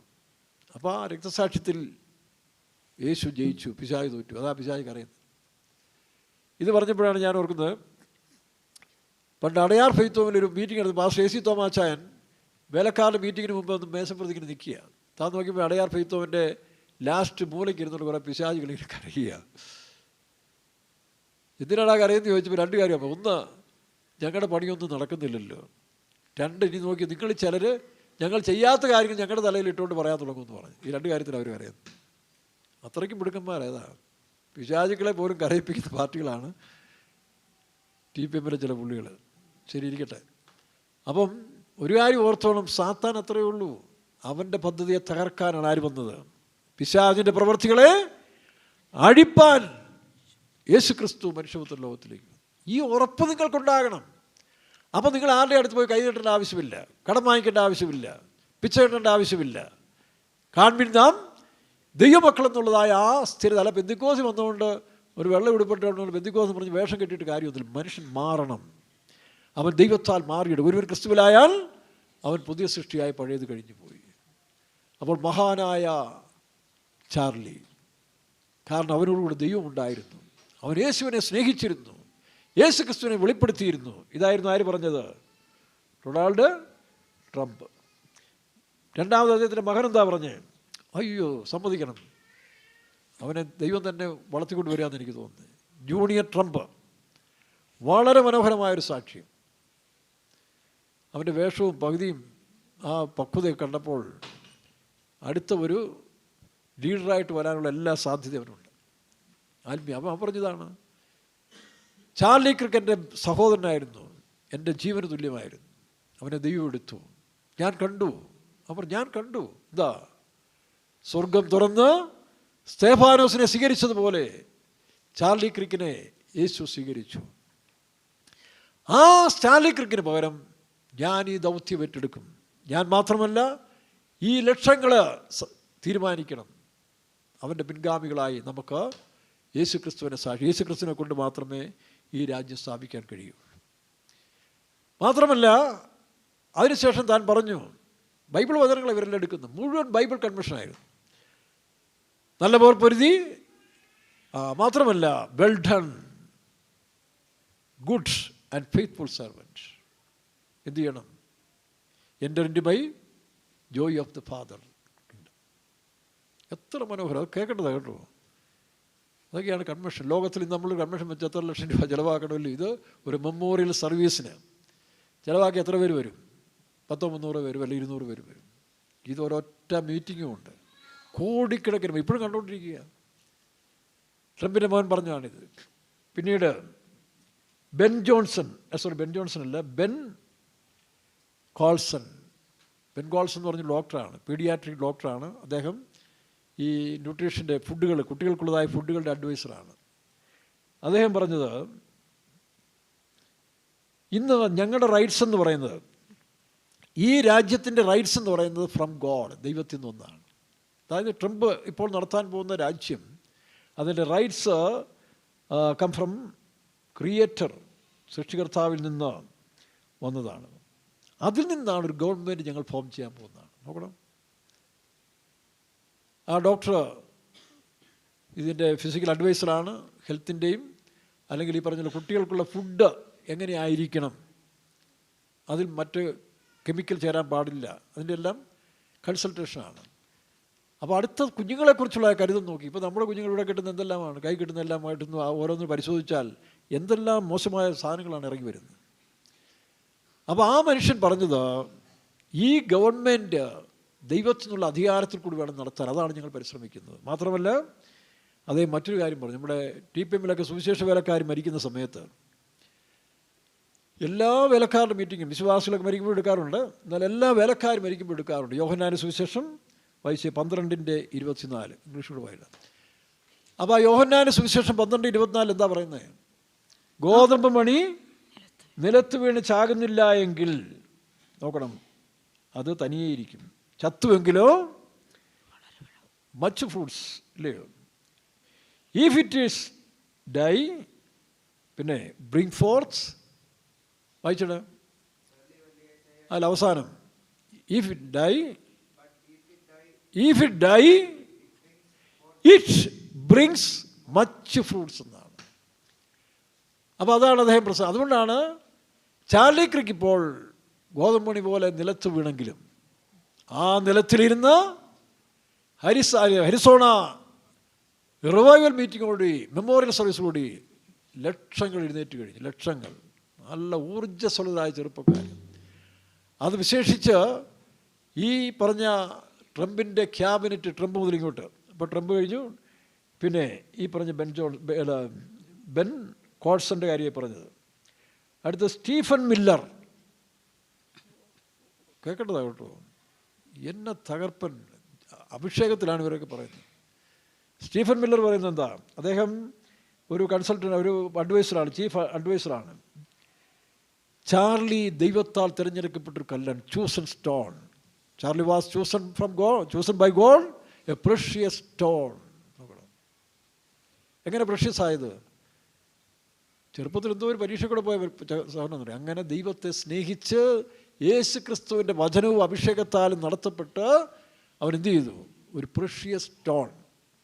ഇപ്പം ഞാനും നിങ്ങളുമൊക്കെ ഞാൻ പറഞ്ഞു, ഞാൻ കുട്ടനാട്ടിൽ അവിടെ അങ്ങനെ കിടന്നിരുന്ന് എന്ത് ചെയ്തേനെ? ഒന്നുകിൽ ഒരു ബിസിനസ്സുകാരനായി മാറിയാൻ, അല്ലെങ്കിൽ എവിടെയെങ്കിലും ജോലിക്ക് പോയി ഇങ്ങനെ.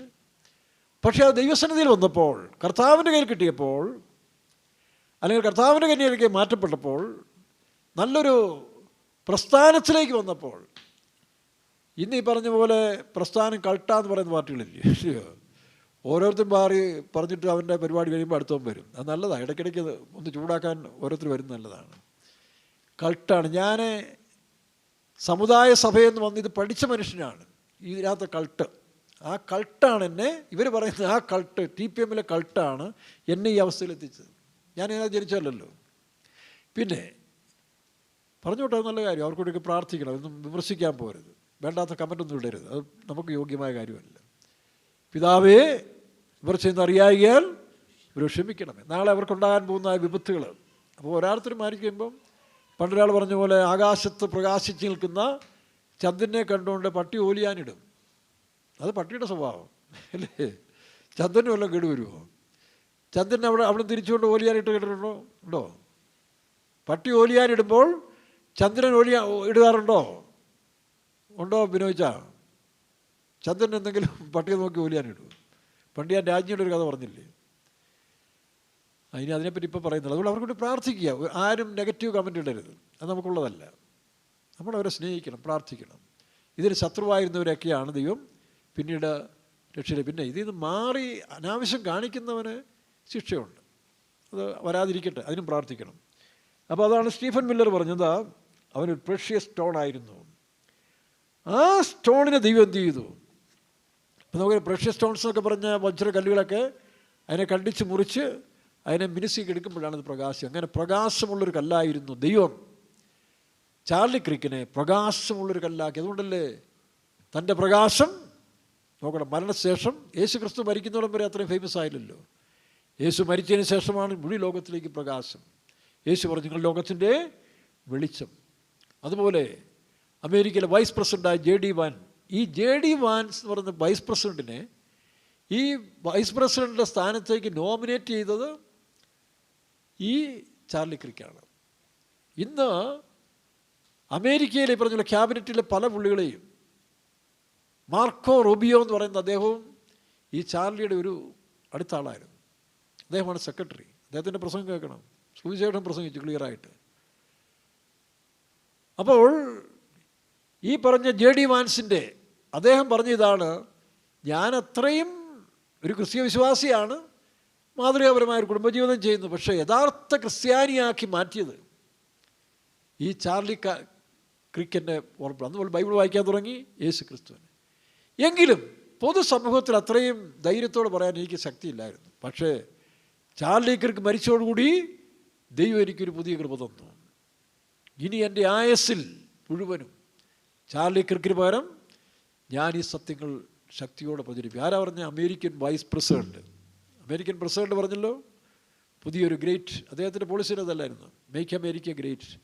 അപ്പോൾ രാജ്യം, ദൈവരാജ്യത്തിൻ്റെ ഒരു വലിയ ഭാഗം തുടങ്ങിക്കഴിഞ്ഞിരിക്കുകയാണ്. സാത്താൻ്റെ ശക്തി താമസിക്കാതെ അവൻ്റെ തല താഴ്ത്തപ്പെടുന്നൊരു സമയം വരുന്നു. ആ JD വാൻസ് പിന്നെയും പറഞ്ഞു, എന്താ, സ്തേഫാനോസ് മരിച്ച സ്ഥാനത്തിൽ അടുത്തത് ഒരു പോളിനെ ദൈവം എഴുന്നേൽപ്പിച്ചുകൊണ്ട് വന്നു. അത് പലരും പറഞ്ഞു. JD വാൻസ് പറഞ്ഞത്, സ്റ്റീഫൻ മരിച്ചു കഴിഞ്ഞപ്പോൾ ഒരു വലിയ നഷ്ടമായിട്ട് തോന്നാം, പക്ഷെ തോന്നിയില്ല. പകരം അതിനേക്കാൾ ശക്തമായിട്ട് ആ പ്രദേശം ഏഷ്യ മൈനറും യൂറോപ്പിലേക്കും ഈ സത്യങ്ങളെ പ്രചരിപ്പിക്കാൻ തക്കവണ്ണം. നമുക്ക് അവിടെ മാത്രമല്ല, സ്തേഫാനോസ് ആക്കാരിക്ക് മാത്രമേ എബ്രായ ഭാഷ മാത്രമേ അറിയത്തുള്ളൂ. പക്ഷേ ഗ്രീക്ക് ഭാഷയിലും പലതിലും പാണ്ഡിത്യമുള്ളവനായ പൗലോസിനെ കൊണ്ട് ഏഷ്യ മൈനർ മുഴുവനും, യൂറോപ്പിൻ്റെ പല റോമിൽ പോലും എത്തി, ഇറ്റലിയിൽ പോലും എത്തി ഈ സുവിശേഷം പ്രചരിപ്പിക്കാനിടയായി.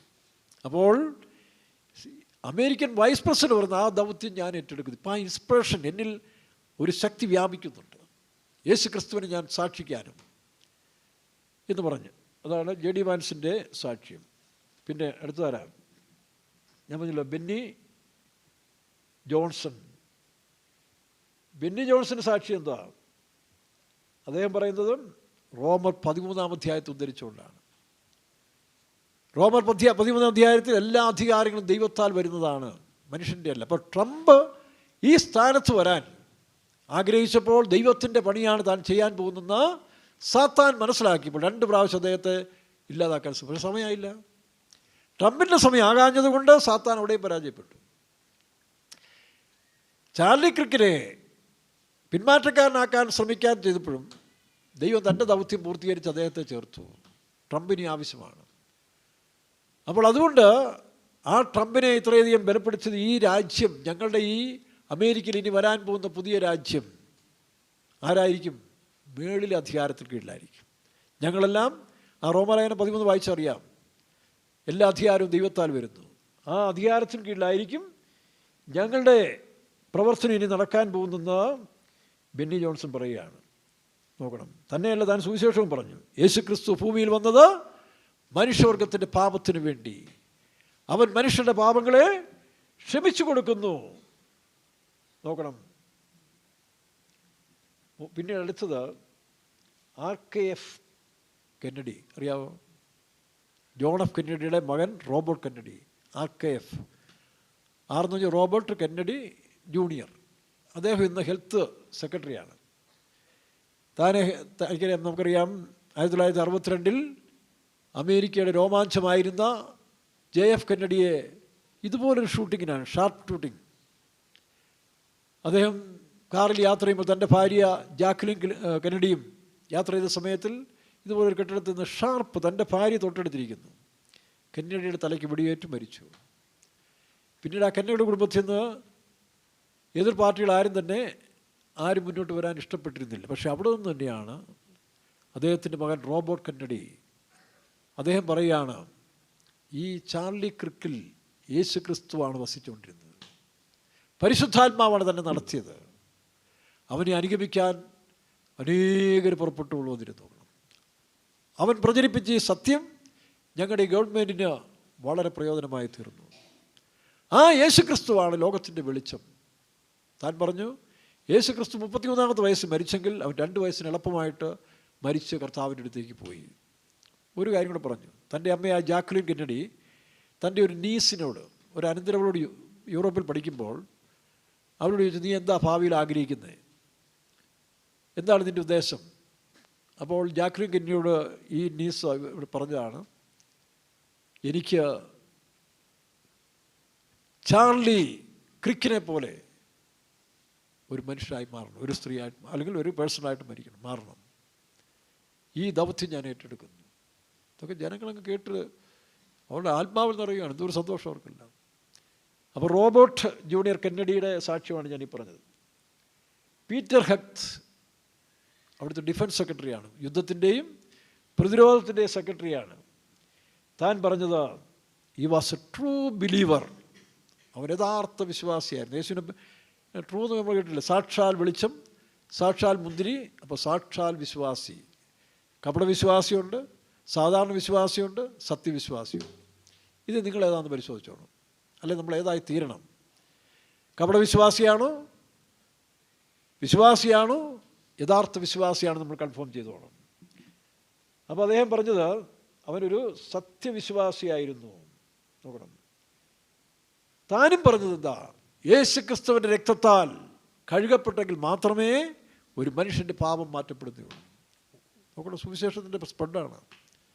യേശുക്രിസ്തുവിൻ്റെ രക്തത്താൽ ആ ചാർലി ക്രിക്കിൽ ഉണ്ടായിരുന്ന പരിശുദ്ധാത്മാവിൻ്റെ ശക്തി, അതേ പരിശുദ്ധാത്മാവ് ഈ മെമ്മോറിയൽ സർവീസ് അല്ല, ഇത് റിവൈവൽ സർവീസാക്കി മാറ്റി.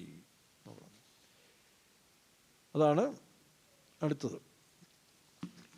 ഇനി നമുക്കറിയാം, ഒരു തുളസി എന്ന് പറയുന്നതായ ഒരു സഹോദരിയുണ്ട്, ഒരു ഹിന്ദു മാർഗത്തിൽ നിന്ന് വന്നതാണ്. തുളസി എന്ന് പറയുന്നത് ഒരു അമേരിക്കൻ സ്ത്രീ, ഹിന്ദുവായി മാറി, ആദ്യം ഡെമോക്രാറ്റ് പാർട്ടിയുടെ ആളായിട്ട് വന്നു. പിന്നീട് ഇപ്പോൾ അവർ ഇങ്ങനെ ഒരു പുതിയ ലോകം സൃഷ്ടിക്കാൻ തുടങ്ങിയപ്പോൾ തുളസി എന്ത് ചെയ്തു? ഈ ഡെമോക്രാറ്റ് പാർട്ടിയിലേക്ക് വന്നു. കാരണം പുതിയ രാജ്യത്തിന് വേണ്ടി പ്രവർത്തിക്കാൻ ഞാൻ സന്നദ്ധനാണ്. അവരവിടുത്തെ ബോൺ ആൻഡ് ബോട്ടപ്പൽ അവിടെ തന്നെയാണ്. അവരാണ് ഇന്നത്തെ NDC അല്ലെങ്കിൽ national bureau of investigation, FBI പോലെ തന്നെ എൻ്റെ അതായിട്ട് പോകുന്നതാണ്. National bureau of investigation. ഞാനീ പറയുന്നത് ഞങ്ങളെപ്പറ്റി പറയുമല്ലോ, യുവദേശമാർക്ക് പണിയൊന്നും ഇല്ലാതെ വന്ന് ഇറങ്ങി വന്നതെന്ന് പറയത്തില്ല. ചുമ്മാ അത് വേറെ പണിയൊന്നും ഇല്ലാതെ പറയണം. ഇവരൊക്കെ ആരാന്ന് ചിന്തിച്ചോണം. ഈ പറഞ്ഞ സുവിശേഷം പറയുന്നവർ ഒന്ന് കമ്പയർ ചെയ്ത് നോക്കിയേ. അമേരിക്കയിലെ നാഷണൽ ബ്യൂറോ ഓഫ് ഇൻവെസ്റ്റിഗേഷൻ്റെ ഡയറക്ടർ തുളസി, വേറൊരു പേരുണ്ട്, അത് മറന്നുപോയി. അപ്പോൾ അവർ പറഞ്ഞതെന്ന് അറിയാമോ? കോരിന്ത് ലേഖനത്തിൽ വാക്യം എടുത്തുകൊണ്ടാണ്. കോരിന്തിൽ 15-ാം അധ്യായത്തിൽ ഉയർപ്പിനെ കുറിച്ച് നമ്മൾ പറയല്ലോ, പ്രത്യാശയില്ലാത്തവരായി ദുഃഖിക്കരുത്, അവൻ ഉയർത്തുന്നേറ്റു, അവൻ യേശുക്രിസ്തുവിനോട് വസിക്കുന്നു. അതുകൊണ്ട് മരണം ഒരു ദുഃഖത്തിൻ്റെ അല്ല, വിട്ടുപിരിഞ്ഞ് ക്രിസ്തുവിനോട് ഇരിക്കുന്ന അനുഭവമാണെന്ന് ഈ ഹൈന്ദവ സ്ത്രീ, അവരും ഈ ഗവൺമെൻറ്റിൻ്റെ ഒരു ഭാഗമായതുകൊണ്ടാണ് അങ്ങനെ പറഞ്ഞത്. അതാണ് അവർ പറഞ്ഞത്. പിന്നീട് നമുക്കറിയാം, മാർക്കോ റൂബിയോ എന്ന് പറയുന്ന ആൾ, അദ്ദേഹമാണ് സെക്രട്ടറി, അവിടുത്തെ മെയിൻ സെക്രട്ടറി ആയിട്ടുള്ള പുള്ളി. അദ്ദേഹം പരിശുദ്ധാത്മാവ് നിറഞ്ഞാണ് സംസാരിച്ചുകൊണ്ടിരുന്നത് കേട്ടോ. പരിശുദ്ധാത്മാവിൽ നിറഞ്ഞു താൻ സുവിശേഷം അറിയിക്കുകയായിരുന്നു അവിടെ. മാർക്കോ റൂബിയ എന്താ പറഞ്ഞേ? Truth passing through the next generation. സത്യം അടുത്ത തലമുറയിലേക്ക് പാസ് ചെയ്യിച്ചുകൊണ്ടേയിരുന്നു. ചാർലി ക്രിക്ക് മരിക്കുന്നതിന് മുമ്പേ ഈ സത്യം, കഴിഞ്ഞ ആഴ്ച ഞാൻ പറഞ്ഞില്ലേ, യേശുക്രിസ്തു കരുണയുള്ളവൻ മാത്രമല്ല, സത്യം. ആ സത്യമാണ് പറയുന്നത്, മേലാൽ പാപം ചെയ്യരുത്. പിന്നെ ഒരു സത്യത്തിൽ ഞാൻ തന്നെ വഴിയും സത്യവും ഇവനും. അൺബിലീവബിൾ നോളജ് എന്നാണ് അവരും പറഞ്ഞത്. ഇവൻ്റെ ജ്ഞാനം ഞങ്ങളാരും കണ്ടിട്ടില്ലാത്ത അത്ഭുത ജ്ഞാനമാണ് ചാർലി ക്രിക്കിന് കൊടുത്തത്. ആ ദൈവം നോക്കണം, spirit of Lord with him, ദൈവത്തിൻ്റെ ആത്മാവിനുണ്ടായിരുന്നു. ഈ യേശു ക്രിസ്തു നോക്കണം, താൻ പറയുന്നത് എന്താ? ഈ കർത്താവായ യേശു ക്രിസ്തു ദൈവത്തോടുകൂടെ വസിച്ചവനായിരുന്നു. വചനം ജഡമായി, മാനിഫെസ്റ്റ് ഇൻ ഫ്ലഷ്. ആ യേശു ക്രിസ്തു മനുഷ്യനെ പോലെ ജീവിച്ചു, മനുഷ്യനായി ജനിച്ചു, മനുഷ്യനെ പോലെ ജീവിച്ചു, മനുഷ്യനായി മരിച്ചു. 3rd day ഹീറോസ്, 3-ാം ദിവസം അവൻ ഉയർത്തുന്നേറ്റ് ദൈവത്തിൻ്റെ പ്രവൃത്തി തുടർന്നുകൊണ്ട്. ആ ദൗത്യമാണ് ഈ മേക്കിംഗ് അമേരിക്ക ഗ്രേറ്റ് അമേരിക്ക ഞങ്ങൾക്ക് തന്നിരിക്കുന്നത്. അതുകൊണ്ട് ഈ സുവിശേഷത്തിൻ്റെ സത്യം പ്രചരിപ്പിക്കുക, അതിന് മാത്രമേ അമേരിക്കയെ വീണ്ടെടുക്കാൻ കഴിയുള്ളൂ. മറ്റെല്ലാ ടെക്നോളജിയും ശാസ്ത്രവും കണ്ടുപിടുത്തവും എല്ലാം പുരോഗമിച്ചെങ്കിലും, അതെല്ലാം സമൃദ്ധിയായിട്ടുണ്ടെങ്കിലും, അതെല്ലാം അമേരിക്കയെ നാശത്തിലേക്ക് കൊണ്ടുപോവുകയാണ്. നോക്കണം, യുദ്ധം, അണുബോംബ്, അസന്മാർഗീയം. കാരണം യേശുവിനെയും സത്യത്തെയും മാറ്റിയതിനാൽ ഇതെല്ലാം സംഭവിച്ചു. അതിന് ഏറ്റവും വലിയ ഉദാഹരണമാണ് ഇംഗ്ലണ്ട്. നിങ്ങൾക്കറിയാമല്ലോ, ഇംഗ്ലണ്ട് ഒരു ക്രൈസ്തവ രാജ്യമായിരുന്നു. അതിൻ്റെ ബേസിക്കലി ഹെൻറി 8 ബൈബിളെല്ലാം വിതരണം ചെയ്തെങ്കിലും തൻ്റെ മോറൽ ലൈഫിൽ ഒരുപാട് അപാകത ഉണ്ടായിരുന്നു. അതിൻ്റേതായ ഒരു കാര്യം പിശാച് ആ ദേശത്തിൽ വ്യാപരിച്ചപ്പോൾ ഇംഗ്ലണ്ട് നമുക്കറിയാം ഏറ്റവും അനാവശ്യമായ ഒരു മനുഷ്യൻ, ഒരു ക്രിസ്തീയ സഹോദരൻ പരസ്യമായി പ്രാർത്ഥിച്ചതിന് വർഷങ്ങൾക്ക് മുമ്പ് അറസ്റ്റ് ചെയ്ത് അകത്തിട്ടതാണ്. ഇന്ത്യയിലല്ല, ബ്രിട്ടനിൽ. കോളേജിൽ സ്കൂളിൽ നിന്നെല്ലാം പ്രാർത്ഥന മാറ്റി, ബൈബിൾ വായന മാറ്റി, ക്രിസ്ത്യാനിത്വത്തെ പുച്ഛിച്ച് തള്ളി ഇംഗ്ലണ്ട്. നോക്കണം, ഈ സമയം നോക്കി സാത്താൻ തൻ്റെ ആളുകളെ അനേകരെ അവിടെ കൊണ്ട് പ്രചരിപ്പിക്കാൻ തുടങ്ങി. അവിടെയുള്ളവരും സാത്താൻ്റെ കസ്റ്റഡിയിലായി. അങ്ങനെ തകർച്ചയിലേക്ക് വന്നു. ഞങ്ങൾ ഈ തീവ്രവാദ ശക്തികൾ, ഈ അധോലോക ശക്തികൾ പറഞ്ഞു, ഞങ്ങൾ ബ്രിട്ടനെ ഭരിക്കും. ബക്കിംഗ്ഹാം കൊട്ടാരത്തിൽ ഞങ്ങളുടെ കറുത്ത ഫ്ലാഗ് അവിടെ തൂക്കും. അതിനെല്ലാം പദ്ധതി വെച്ചിരിക്കുകയായിരുന്നു. അപ്പോഴാണ് അധികാരികളുടെ കണ്ണ് തുറന്നത്. യേശുവിനെ തള്ളിക്കളഞ്ഞുകൊണ്ടാണ്. വീണ്ടും അതിന് അനുവാദം കൊടുത്തു. നിങ്ങൾ കണ്ടില്ലേ കഴിഞ്ഞ റാലിയിൽ ആയിരക്കണക്കിന് ചെറുപ്പക്കാർ പ്ലേ കാർഡ് മേന്തിക്കൊണ്ട് യേശു ക്രിസ്തുവിനെ സാക്ഷിക്കുന്നതും. അപ്പോഴത്തേക്ക് മറ്റൊരു കൂട്ടർ ഈ തിന്മവശങ്ങൾ ഇവിടുന്നെല്ലാം പായിക്കണം, ഇതിനനുസരിച്ച് ജീവിക്കണമെങ്കിൽ ഈ യേശു ക്രിസ്തുവിൻ്റെ സത്യവും ഇവിടുത്തെ മര്യാദ അനുസരിച്ച് ജീവിക്കണം, ജീവിച്ചല്ല കടന്നോളാൻ പറഞ്ഞു. ഇപ്പം എല്ലാത്തിനും നാട് കടത്തിക്കൊണ്ടിരിക്കുകയാണ്. അപ്പോൾ യൂറോപ്യൻ രാജ്യങ്ങൾ, അമേരിക്കയുടെ പോലെ തന്നെ യൂറോപ്പിൻ്റെ ഒരു ഹെഡാണ് ബ്രിട്ടൻ, നമുക്കറിയാം, ഇംഗ്ലണ്ട്. പക്ഷെ അവിടെ ഇപ്പോൾ സംഭവിച്ചുകൊണ്ടിരിക്കുന്നു. ഏത് കാലത്ത് അമേരിക്കയിൽ ഉണർവുണ്ടായിട്ടുണ്ട്, അതെല്ലാം ബ്രിട്ടനിലുണ്ടായിട്ടുണ്ട്, യൂറോപ്പിലുണ്ടായിട്ടുണ്ട്. നിങ്ങൾ പരിശോധിച്ച് നോക്കിയേ. 1900 ആരംഭഘട്ടത്തിൽ ലോസ് ഏഞ്ചൽസിലുണ്ടായ ഉണർവാണ് മുഴുവൻ ലോകത്തിലും വ്യാപിച്ചുകൊണ്ടിരുന്നത്. മിഷണറിമാർ കേരളത്തിലും വന്ന്, കുക്ക് സാഹിബും മറ്റു പലരും വന്ന്, ഇവിടെയും പാസ്റ്റർ പോൾ പലരും വന്ന് ഈ സത്യം പ്രചരിപ്പിച്ചു. നോക്കണം. അതിനു മുൻപ് കഴിഞ്ഞ നൂറ്റാണ്ട് നോക്കി ആരൊക്കെയാ? സ്പർജൻ, ലോകപ്രസിദ്ധമായ സുവിശേഷകരായ സ്പർജൻ, പിന്നീട് D.L. മൂഡി, ജോർജ് മുള്ളർ, പിന്നീട് വെസ്ലിയൻ ചർച്ചസ്. അതിനു മുമ്പ് പിന്നെ നോക്കിയാൽ അതിനു മുമ്പ് ജോൺ വെസ്ലി, ചാർലസ് വെസ്ലി. ഇങ്ങനെ എല്ലാ കാലത്തും നവോത്ഥാനന്മാരെ ദൈവം എഴുന്നേൽപ്പിച്ച് തൻ്റെ പ്രവൃത്തി. പക്ഷേ ഇത് അവസാനമാണ്. ഇത് മുഴുവൻ ലോകം വ്യാപിക്കാൻ പോവുകയാണ്. ആ വ്യാപിക്കുന്നതിന് മുമ്പ് സാത്താനും തൻ്റെ പ്രവൃത്തി വരും. രണ്ടും തമ്മിലൊരു ഫൈറ്റുണ്ട്. അത് അർമ്മദോൻ യുദ്ധത്തിലൂടെ അവസാനിക്കും. യേശു ക്രിസ്തുവിൻ്റെ രാജ്യം ഭൂമിയിൽ സ്ഥാപിക്കപ്പെടും. ഇതോട് ചേർന്ന് നമ്മളൊരു കാര്യം കൂടി ചിന്തിക്കേണ്ടത്, നാം ഈ കാലത്തിൽ മനുഷ്യരോടല്ല എതിർക്കേണ്ടത്, ജാതിയോട് മതത്തോടല്ല. നമ്മൾ എതിർക്കേണ്ടത് പാപത്തോടാണ്, അല്ലേ? എബ്രായ ലേഖനം വായിക്കുമ്പോൾ പാപത്തോട് പോരാടുന്നതിൽ പ്രാണത്യാഗത്തോളം. പാപത്തെ ജയിക്കാൻ കഴിഞ്ഞാൽ നീ രാജാവാണ് കേട്ടോ, സത്യമാണ്. പാപത്തെ ജയിച്ച് നീ ശുദ്ധീകരണമുള്ളവനാണെങ്കിൽ നിന്നെ ആരും രാജാവാക്കണ്ട. യു വിൽ ബിക്കം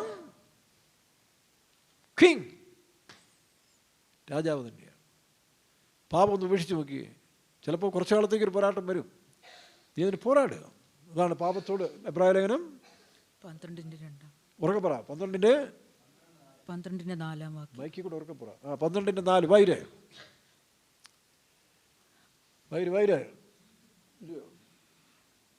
പാപത്തോട് പോരാടുന്നതിൽ നിങ്ങൾ ഇതുവരെ പ്രാണത്യാഗത്തോളം എതിർത്ത് നിന്നിട്ടില്ല. നോക്കണം, പാപത്തോട് പോരാടുന്നതിൽ പ്രാണത്യാഗത്തോളം എതിർത്ത് നിൽക്കണം.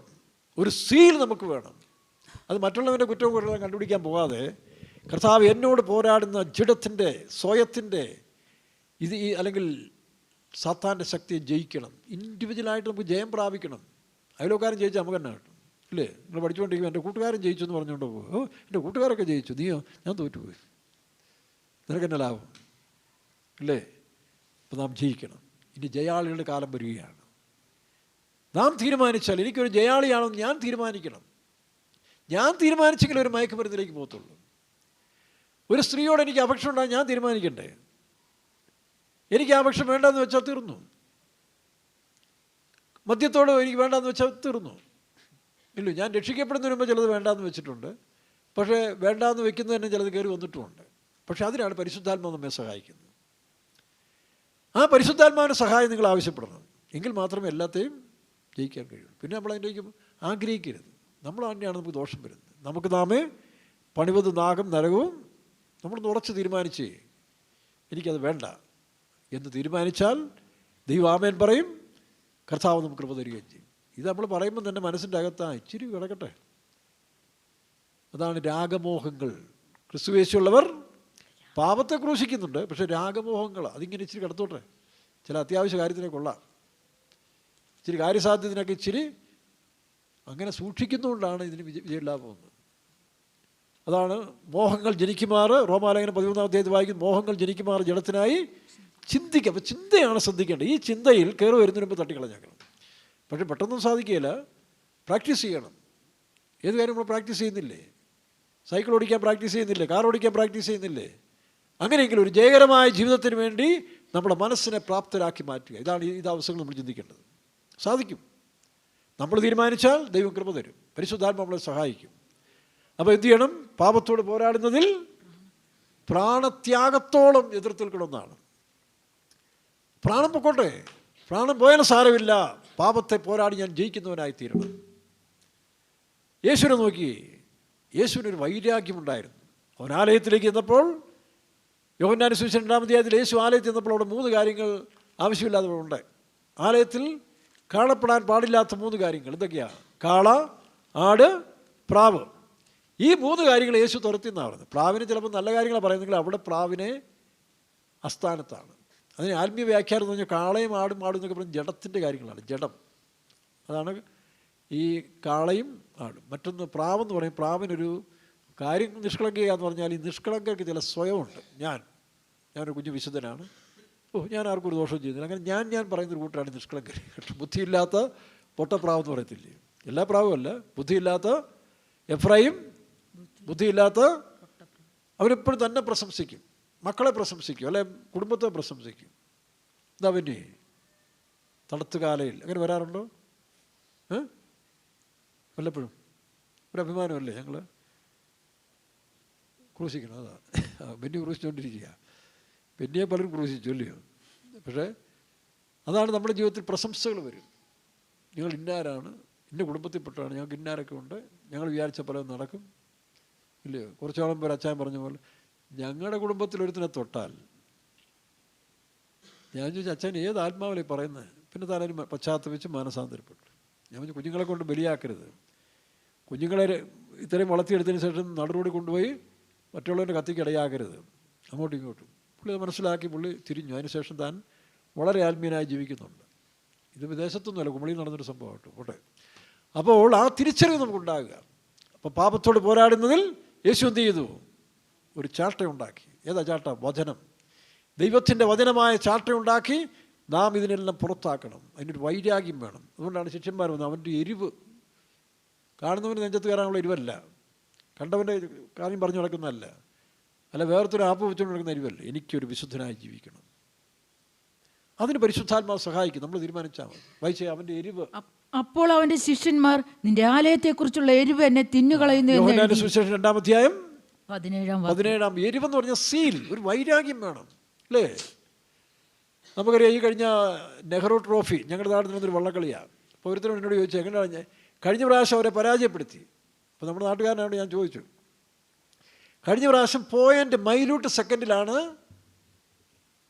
കൈനേരിക്കാരെ, നമ്മുടെ അയലോക്കാരാണ്, കൈനേരിക്കാരെ പള്ളാത്തുരുത്തി, അതിൻ്റെ ഇപ്പുറം എടമ്പലത്ത് 2 സ്ഥലമാണ്. ഞങ്ങളുടെ ചേന്നഗിരിയുടെ ഇടത്ത് പള്ളാത്തുരുത്തിയും വലത്ത് കൈനേരിയാണ്.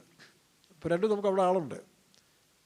അപ്പോൾ പല പ്രാവശ്യവും പള്ളാത്തുരുത്തിക്കാർ ജയിച്ചെങ്കിലും ഈ പ്രാവശ്യം അവർ തീരുമാനിച്ചു ഞങ്ങൾ ജയിക്കും.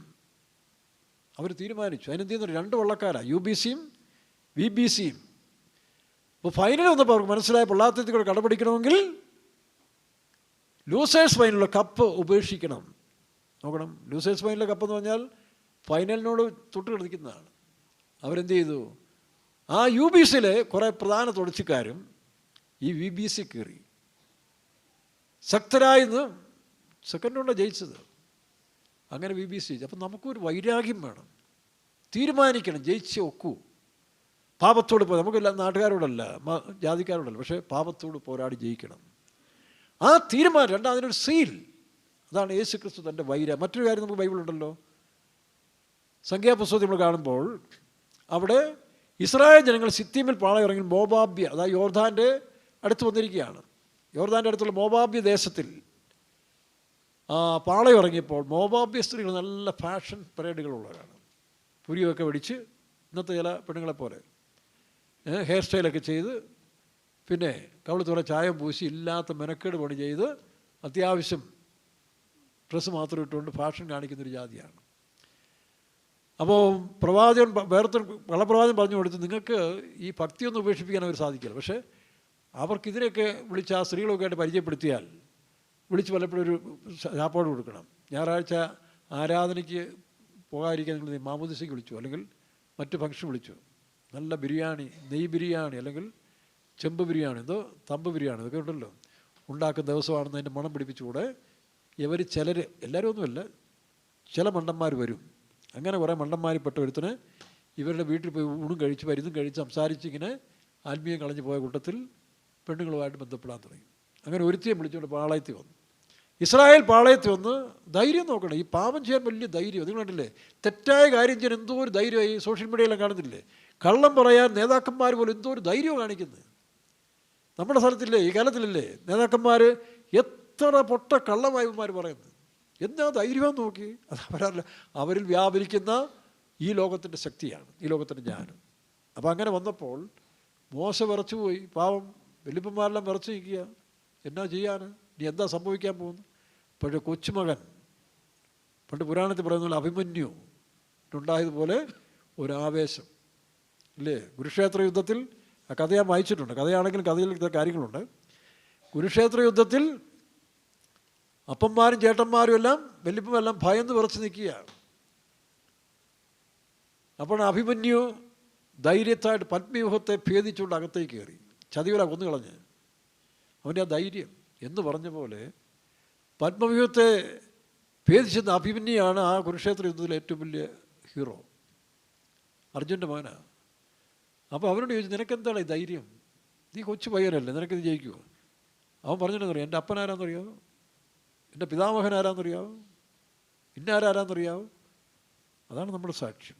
ഞാൻ ആരെ വിശ്വസിച്ചിരിക്കുന്നുവെന്ന് അറിയുന്നു, അവൻ എൻ്റെ ഉപനിധി കാത്തുകൊള്ളും.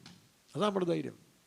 നമ്മുടെ അപ്പനെക്കുറിച്ച് പറയാനുള്ള ധൈര്യം നമുക്കില്ല, ചിറ്റപ്പനെക്കുറിച്ച് പറയാനില്ല, കൊച്ചപ്പനെക്കുറിച്ച് പറയാനില്ല, നാട്ടുകാരെക്കുറിച്ച്. പക്ഷേ ഞാൻ ആരെ വിശ്വസിച്ചിരിക്കുന്നു, ഐ ബിലീവ്ഡ്, അതാണ് വിഷയം. അപ്പോൾ അതാണ് ഫിനെഹാസ് എന്ത് ചെയ്തു? വായിച്ച് ഇങ്ങനെ പറഞ്ഞു, അഹറോൻ്റെ മകനായ എലിയാസൻ്റെ മകനായ ഫിനെഹാസ് 25-ന്റെ 7-ാം വാക്യം, സംഖ്യാപുസ്തകം 25-ന്റെ 7-ാം വാക്യത്തിൽ വായിക്കുമ്പോൾ, അഹരോൻ പുരോഹിതന്റെ മകനായ എലിയാസിന്റെ മകൻ ഫിനെഹാസ് അത് കണ്ടപ്പോൾ സഭയുടെ മധ്യേ നിന്ന് എഴുന്നേറ്റ് കയ്യിൽ ഒരു കുന്തമെടുത്ത് ആ ഇസ്രായേലിന്റെ പിന്നാലെ അന്തഃപുരത്തിലേക്ക് ചെന്ന് ആ പാപത്തിന്റെ ശക്തി അവിടെ ന്യായം വിധിച്ചു കളഞ്ഞു. അതുകൊണ്ട് ദൈവം എന്ന് പറഞ്ഞു,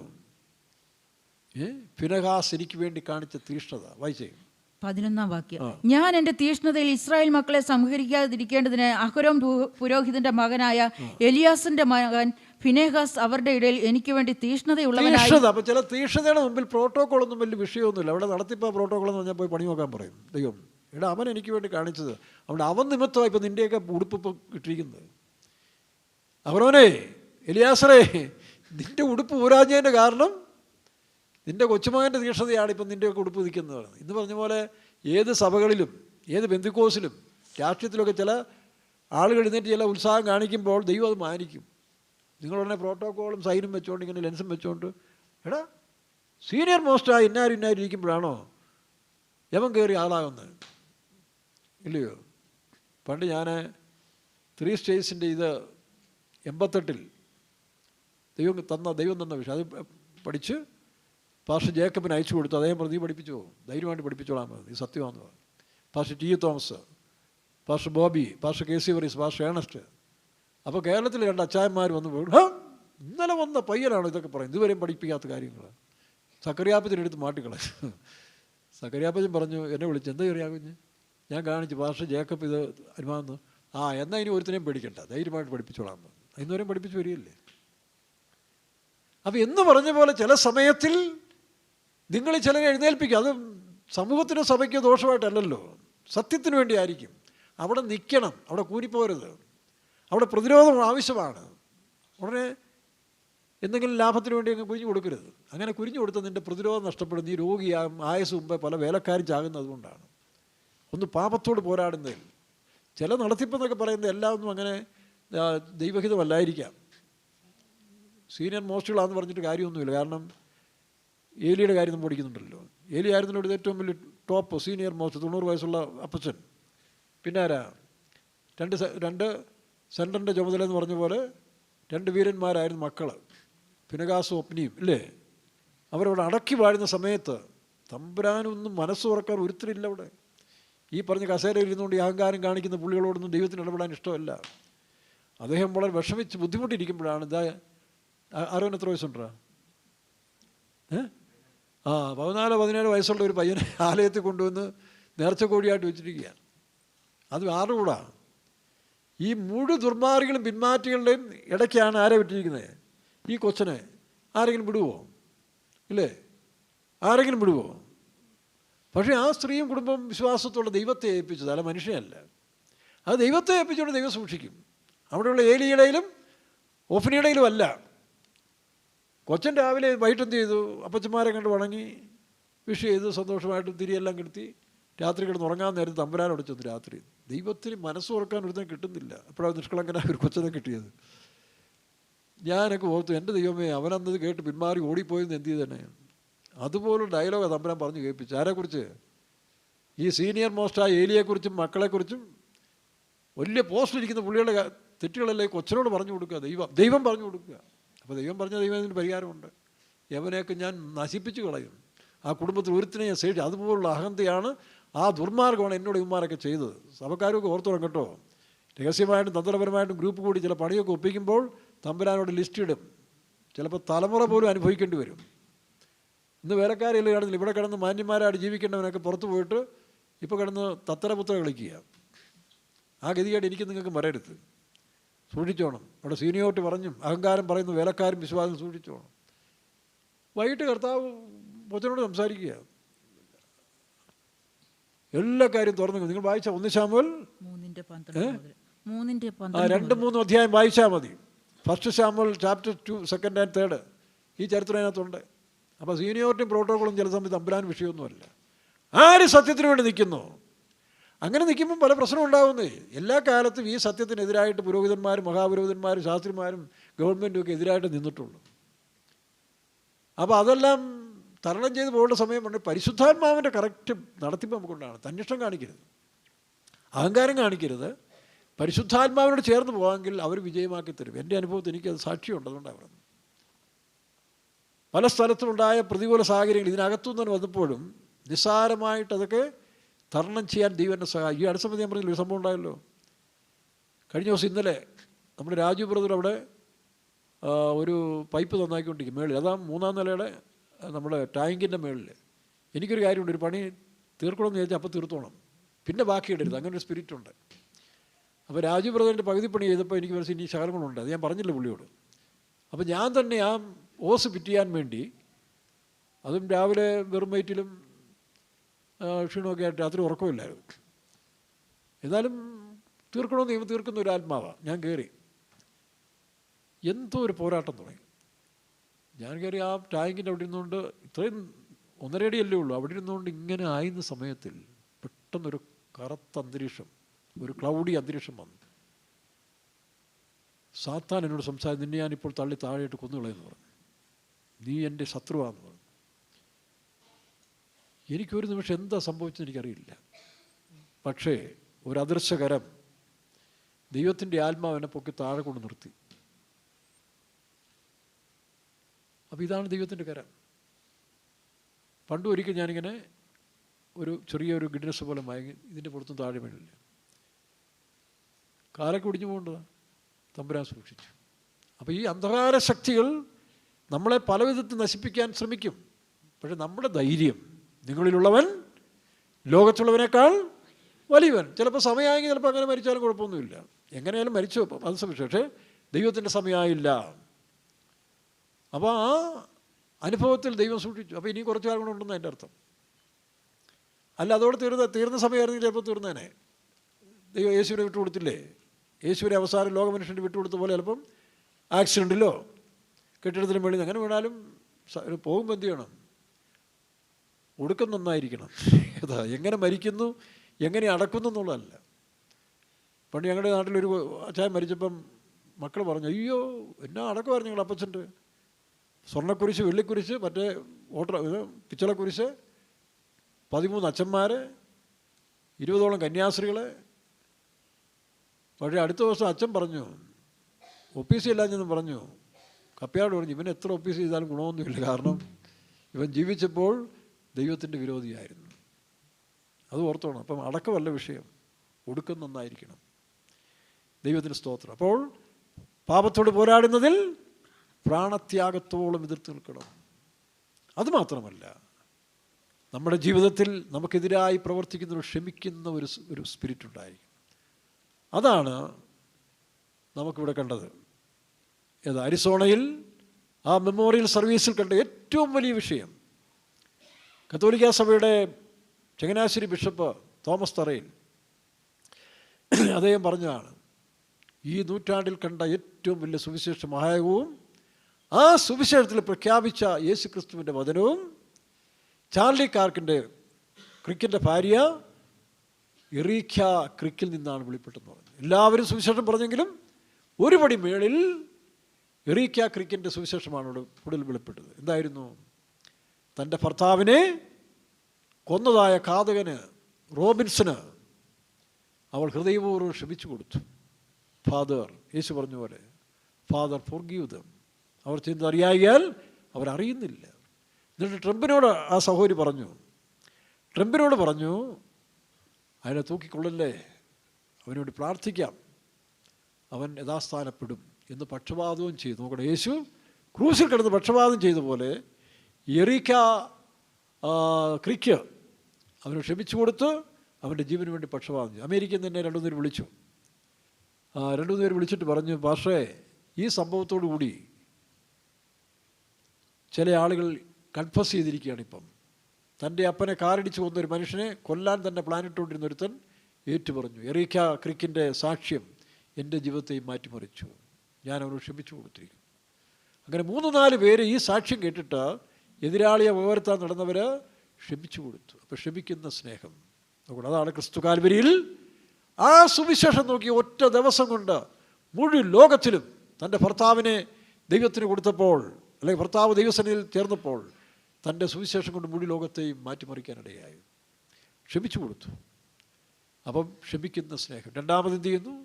പ്രാണത്യാഗത്തോളം എതിർത്ത് നിൽക്കുക, സാത്താനോട് എതിർത്ത് നിൽക്കുക. ക്രിക്ക് തൻ്റെ അവസാനം വരെയും ലോകത്തോടും പാപത്തോടും സാത്താനോട് എതിർത്ത് നിന്ന് തൻ്റെ ജീവിതം കർത്താവിലേക്ക് മാറിപ്പോയി. ഇത് പറയുമ്പോഴാണ് എൻ്റെ ചെറുപ്പത്തിൽ ഞാൻ സൺഡേ സ്കൂൾ പഠിച്ചുകൊണ്ടിരിക്കുന്ന സമയത്ത് എനിക്ക്, അപ്പോൾ അവിടെയൊക്കെ നിങ്ങളുടെ സമുദായത്തിൽ ഓരോ വർഷം സൺഡേ സ്കൂൾ പഠിച്ചു കഴിയുമ്പോൾ പുസ്തകങ്ങളാണ് തരുന്നത്. ചെറിയ ചെറിയ നല്ല പുസ്തകങ്ങൾ തരും.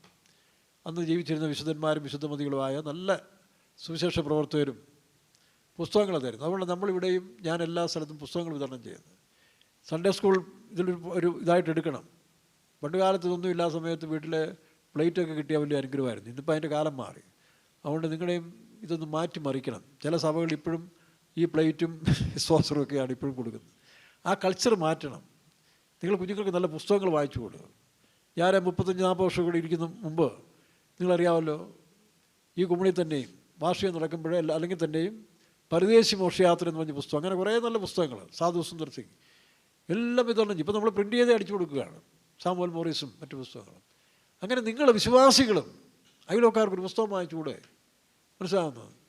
ബർത്ത്ഡേയിൽ അവർ കേക്ക് കൊടുക്കത്തില്ലേ? നിങ്ങൾ കേക്ക് കൊടുക്കണ്ട. നിങ്ങളെന്ത് ചെയ്തു? മെഴുകുതിരി ഊതി കെടുത്താൻ പോകണ്ട. അവരുടെ ഹൃദയത്തിൽ വെളിച്ചം കൊടുക്കേ. ഈ സാമുവൽ മോറിസ് മറ്റു പുസ്തകങ്ങൾ, ട്രാക്റ്റുകളെ ചുമ്മാ കൊടുക്കേ, ആർക്കെങ്കിലും പ്രയോജനപ്പെടും. അങ്ങനെ ഒരു നല്ല കാര്യങ്ങൾ നിങ്ങൾ ചെയ്യേ.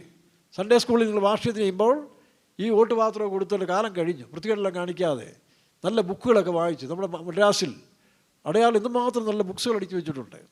ഏതാ? Pastor T. തോമസിൻ്റെ, ജോസഫിൻ്റെ ചരിത്രം, ദാനിയലിൻ്റെ ചരിത്രം എന്ന് വേണ്ട ഇഷ്ടംപോലെ നല്ല ബുക്കുകൾ.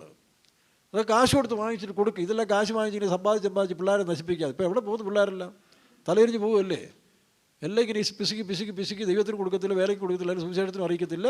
ഇങ്ങനെ ഞെരുക്കി ഉണ്ടാക്കി വരും. പിള്ളേർ വളരുമ്പോഴെല്ലാം ദുർമാർഗങ്ങളായി പോകും. അതുകൊണ്ട് നിങ്ങളുടെ സുവിശേഷത്തിന് വേണ്ടി ചിലവഴിക്കേ. 10 ട്രാക്റ്റ് അടിച്ചു കൊടുക്കുക, അല്ലെങ്കിൽ 10 പുസ്തകങ്ങൾ വാങ്ങിച്ചു കൊടുക്കുക, ബൈബിൾ വാങ്ങിച്ചു കൊടുക്കുക.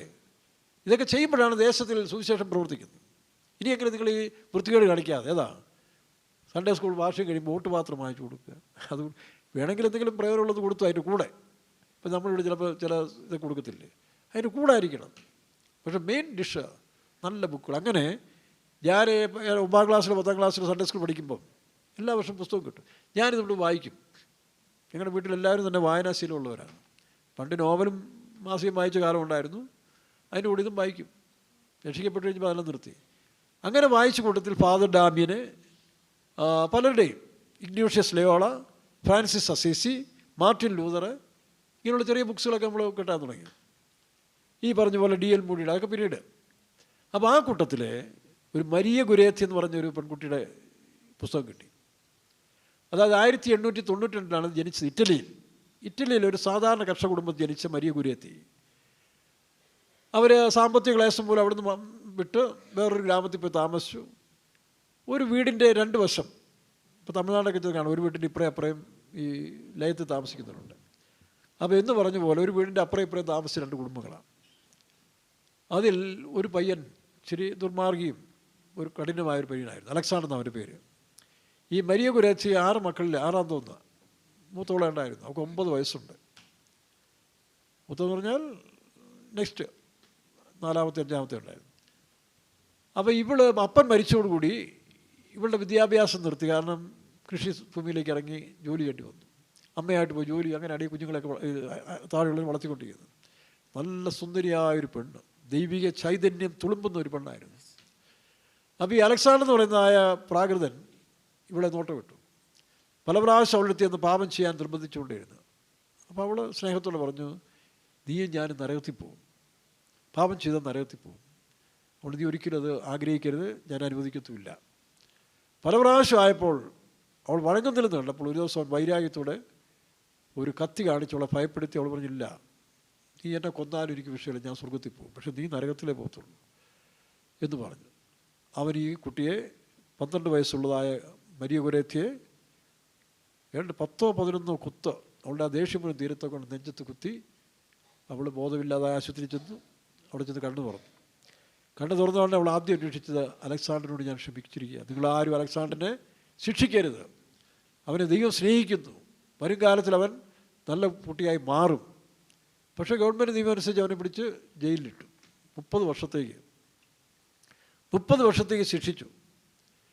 ജയിലിൽ കിടക്കുന്ന സമയത്ത് അവനിങ്ങനെ സാക്ഷി പറയുന്നത്, പലരും വന്ന് നല്ല കാര്യം പറഞ്ഞെങ്കിലും ഒരു ദിവസം സ്വപ്നത്തിൽ ഈ മരിയ സ്വപ്നത്തിൽ വന്നവരോട് പറഞ്ഞു, അലക്സാണ്ടർ, ഞാൻ അന്നേ നിന്നോട് ക്ഷമിച്ചെന്ന് പറഞ്ഞില്ലേ, നീ ഇനി ആ കുറ്റബോധത്തോടെ കിടക്കണ്ട, നീ നല്ലവനായി ജീവിക്കാൻ പറഞ്ഞു.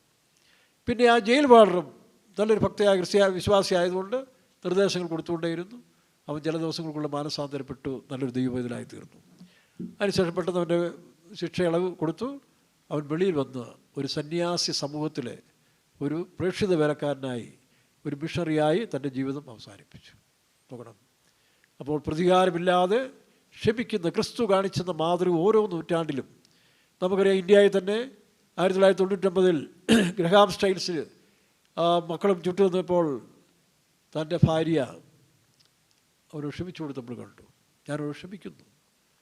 റാണി മരിയ എന്ന് പറയുന്ന നാഗ്പൂരിലെ കൊന്നു കഴിഞ്ഞപ്പോൾ അവർ മരിച്ചു. പകരം അവൻ്റെ അമ്മയും സഹോദരിയും അവരോട് ക്ഷമിച്ചത് മാത്രമല്ല, ആ സഹോദരനായ കൈക്കൊണ്ട് തൻ്റെ വീട്ടിൽ കൊണ്ട് താമസിപ്പിച്ചു. ഇപ്പോൾ അയാൾ സുവിശേഷകനാണ്. നോക്കണം, ഇതാണ് ക്രിസ്തു മാർഗം. ഈ ക്രിസ്തുവിനെ നിങ്ങൾ ഒഴിവാക്കുന്നതുകൊണ്ടാണ് നിങ്ങളുടെ രാജ്യം, കുടുംബം, ജീവിതം നഷ്ടമായിക്കൊണ്ടിരുന്നത്. യേശുവല്ലാതെ മറ്റാരാ പറഞ്ഞു ശത്രുക്കളെ സ്നേഹിക്കണം? ഉപദ്രവിക്കുന്നവർക്ക് വേണ്ടി ലൂക്കാസ് സുവിശേഷം 6-ാം അധ്യായം വായിച്ചു നോക്കുക, മത്തായിയുടെ സുവിശേഷം 5, 6, 7. ആ കാര്യത്തിൽ ഒന്ന് ക്രിസ്തു ക്ഷമിച്ചതുപോലെ ക്ഷമിക്കാൻ തീരുമാനിക്കുക. പാപത്തോട് പോരാടുന്നതിൽ പ്രാണത്യാഗത്തോളം. ഈ മരിയ കുരേത്തി താൻ തൻ്റെ മരണം പോലും പാപത്തിനോട് പോരാടി മരിച്ചു.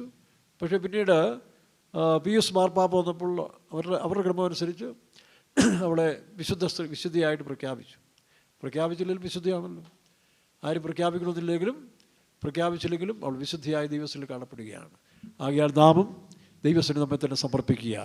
പാപത്തോട് പോരാടുന്നതിൽ ഒരു വൈരാഗ്യം നമുക്കിരിക്കട്ടെ. അതുപോലെ നമ്മോട് ചെയ്യുന്ന തെറ്റുകൾക്ക് നാം ക്ഷമിച്ചു കൊടുക്കാൻ ഈ പറഞ്ഞ മരിയ കുരേത്തിയും അല്ലെങ്കിൽ അരിസോണയിലെ എറീക്ക ക്രിക്കും ഈ പറഞ്ഞ ഗ്രഹാം സ്റ്റൈൽസിൻ്റെ വൈഫും അതുപോലെ റാണി മരിയായും ഇങ്ങനെ അനേകർ സ്തേഫാനോസും സകലരും നമുക്ക് മാതൃകയായി നമുക്ക് മുമ്പോട്ട് പോകാം. വേഗം വരുന്ന യേശുവിൻ്റെ വരവിന് മുമ്പായി ഒരു കൂട്ടം ആത്മാക്കളെ കൂടെ നേടി സ്വർഗത്തിലേക്ക് പോകാൻ നമ്മെ തന്നെ സമർപ്പിക്കാം. ഒരു പോരാട്ടം നമുക്കുണ്ടാകട്ടെ. പാപത്തോട് പോരാടുന്നതിൽ, പിശാചിനോട് പോരാടുന്നതിൽ, ജഡത്തോട് പോരാടുന്നതിൽ നമുക്ക് പിൻപന്തിയിൽ പോകേണ്ട, ശക്തിയോട് മുൻപോട്ട് പോകാം. പാട്ടുകാരൻ പാടുന്ന പോലെ, പോരാടുന്നു ഞാൻ ധൈര്യമാ വിശ്വാസം കാത്തുകൊണ്ട്, പോരാടുന്നു ഞാൻ ധൈര്യമാ വിശ്വാസം കാത്തുകൊണ്ട്, ജീവനിൽ വാഴുവാൻ ഞാൻ നിന്നിടുമേ നിന്റെ മുൻപിൽ, ജീവനിൽ വാഴുവാൻ ഞാൻ നിന്നിടുമേ വിശുദ്ധരോട് തന്നെ, പോരാടുന്നു ഞാൻ ധൈര്യമാ വിശ്വാസം കാത്തുകൊണ്ട്, പോരാടുന്നു ഞാൻ ധൈര്യമാ വിശ്വാസം കാത്തുകൊണ്ട്, ജീവനിൽ വാഴുവാൻ ഞാൻ നിന്നിടുമേ. നിന്റെ മുൻപിൽ ജീവനിൽ വാഴുവാൻ ഞാൻ നിന്നിടുമേ. വിശുദ്ധരോട് തന്നെ എന്റെ ശൈലവും കോട്ടയും നീയല്ലോ, എന്റെ രക്ഷകനും ദൈവവും നീയല്ലോ. എന്റെ ശൈലവും കോട്ടയും നീയല്ലോ, എന്റെ രക്ഷകനും ദൈവവും നീയല്ലോ. ഞാൻ ശരണമാകും പാറയും നീയല്ലോ, എന്നും നിന്നിൽ ഞാൻ വിശ്രമിക്കുമേ. ഞാൻ ശരണമാകും പാറയും നീയല്ലോ, എന്നും നിന്നിൽ ഞാൻ വിശ്രമിക്കുമേ. ഞാൻ ശരണമാകും പാറയും നീയല്ലോ. Hallelujah, hallelujah. നമുക്ക് സ്തോത്രം ചെയ്യാം. സ്തോത്രം, സ്തോത്രം, സ്തോത്രം, സ്തോത്രം, സ്തോത്രം. എല്ലാ മഹത്വവും കർത്താവിനോടുത്ത് സ്തോത്രം ചെയ്യാം. വിശ്വാസത്തിന്റെ നല്ല പോർ പൊരുതി ജീവിപ്പാൻ ഇടയാക്കുന്നതിനായി സ്തോത്രം ചെയ്യാം. പ്രാർത്ഥിക്കുക.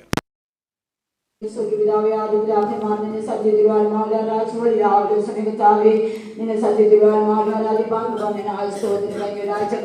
ഞങ്ങൾക്ക് ഞങ്ങളുടെ ജനത്തിന് നല്ലവനായി വിശ്വസ്തനായി മാറാത്ത ദൈവമായി ഞങ്ങളോട് കൂടി താങ്കളുടെ ജയത്തോടെ നടത്തിയനായി സ്തോത്രം. രാവിലെ സമയം അനുഗ്രഹിക്കപ്പെട്ട പാട്ടുകളുടെ പാടലിൽ പ്രത്യാശ പുതുക്കുവാൻ സ്തോത്രം. കഥാവെ ഞങ്ങളുടെ സമുദ്രനാടിന് വേണ്ടി ഞങ്ങൾ ഒരുക്കൊണ്ടിരിക്കുന്നതിനാൽ ആരും പാടാതെ പാട്ടുകളെ പാടി കഥാവെ പാടാൻ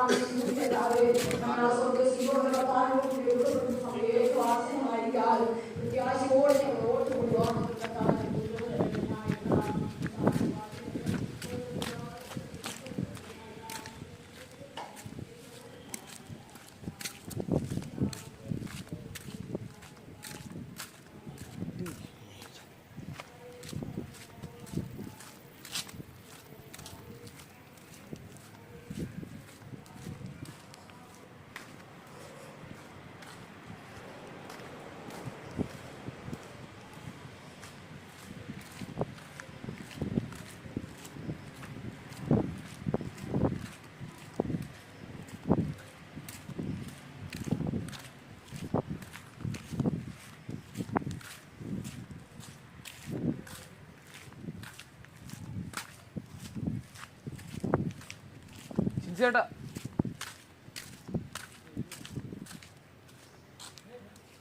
ലോക്ക് തന്നെ ലോക്ക് അയ്യോ ഓക്കെയോ? ആ എന്നാ എടുത്തോളം പറഞ്ഞോ? അല്ല ഇതിനകത്ത് റെക്കോർഡിങ് കാണിക്കുന്നില്ല. ഇതല്ലേ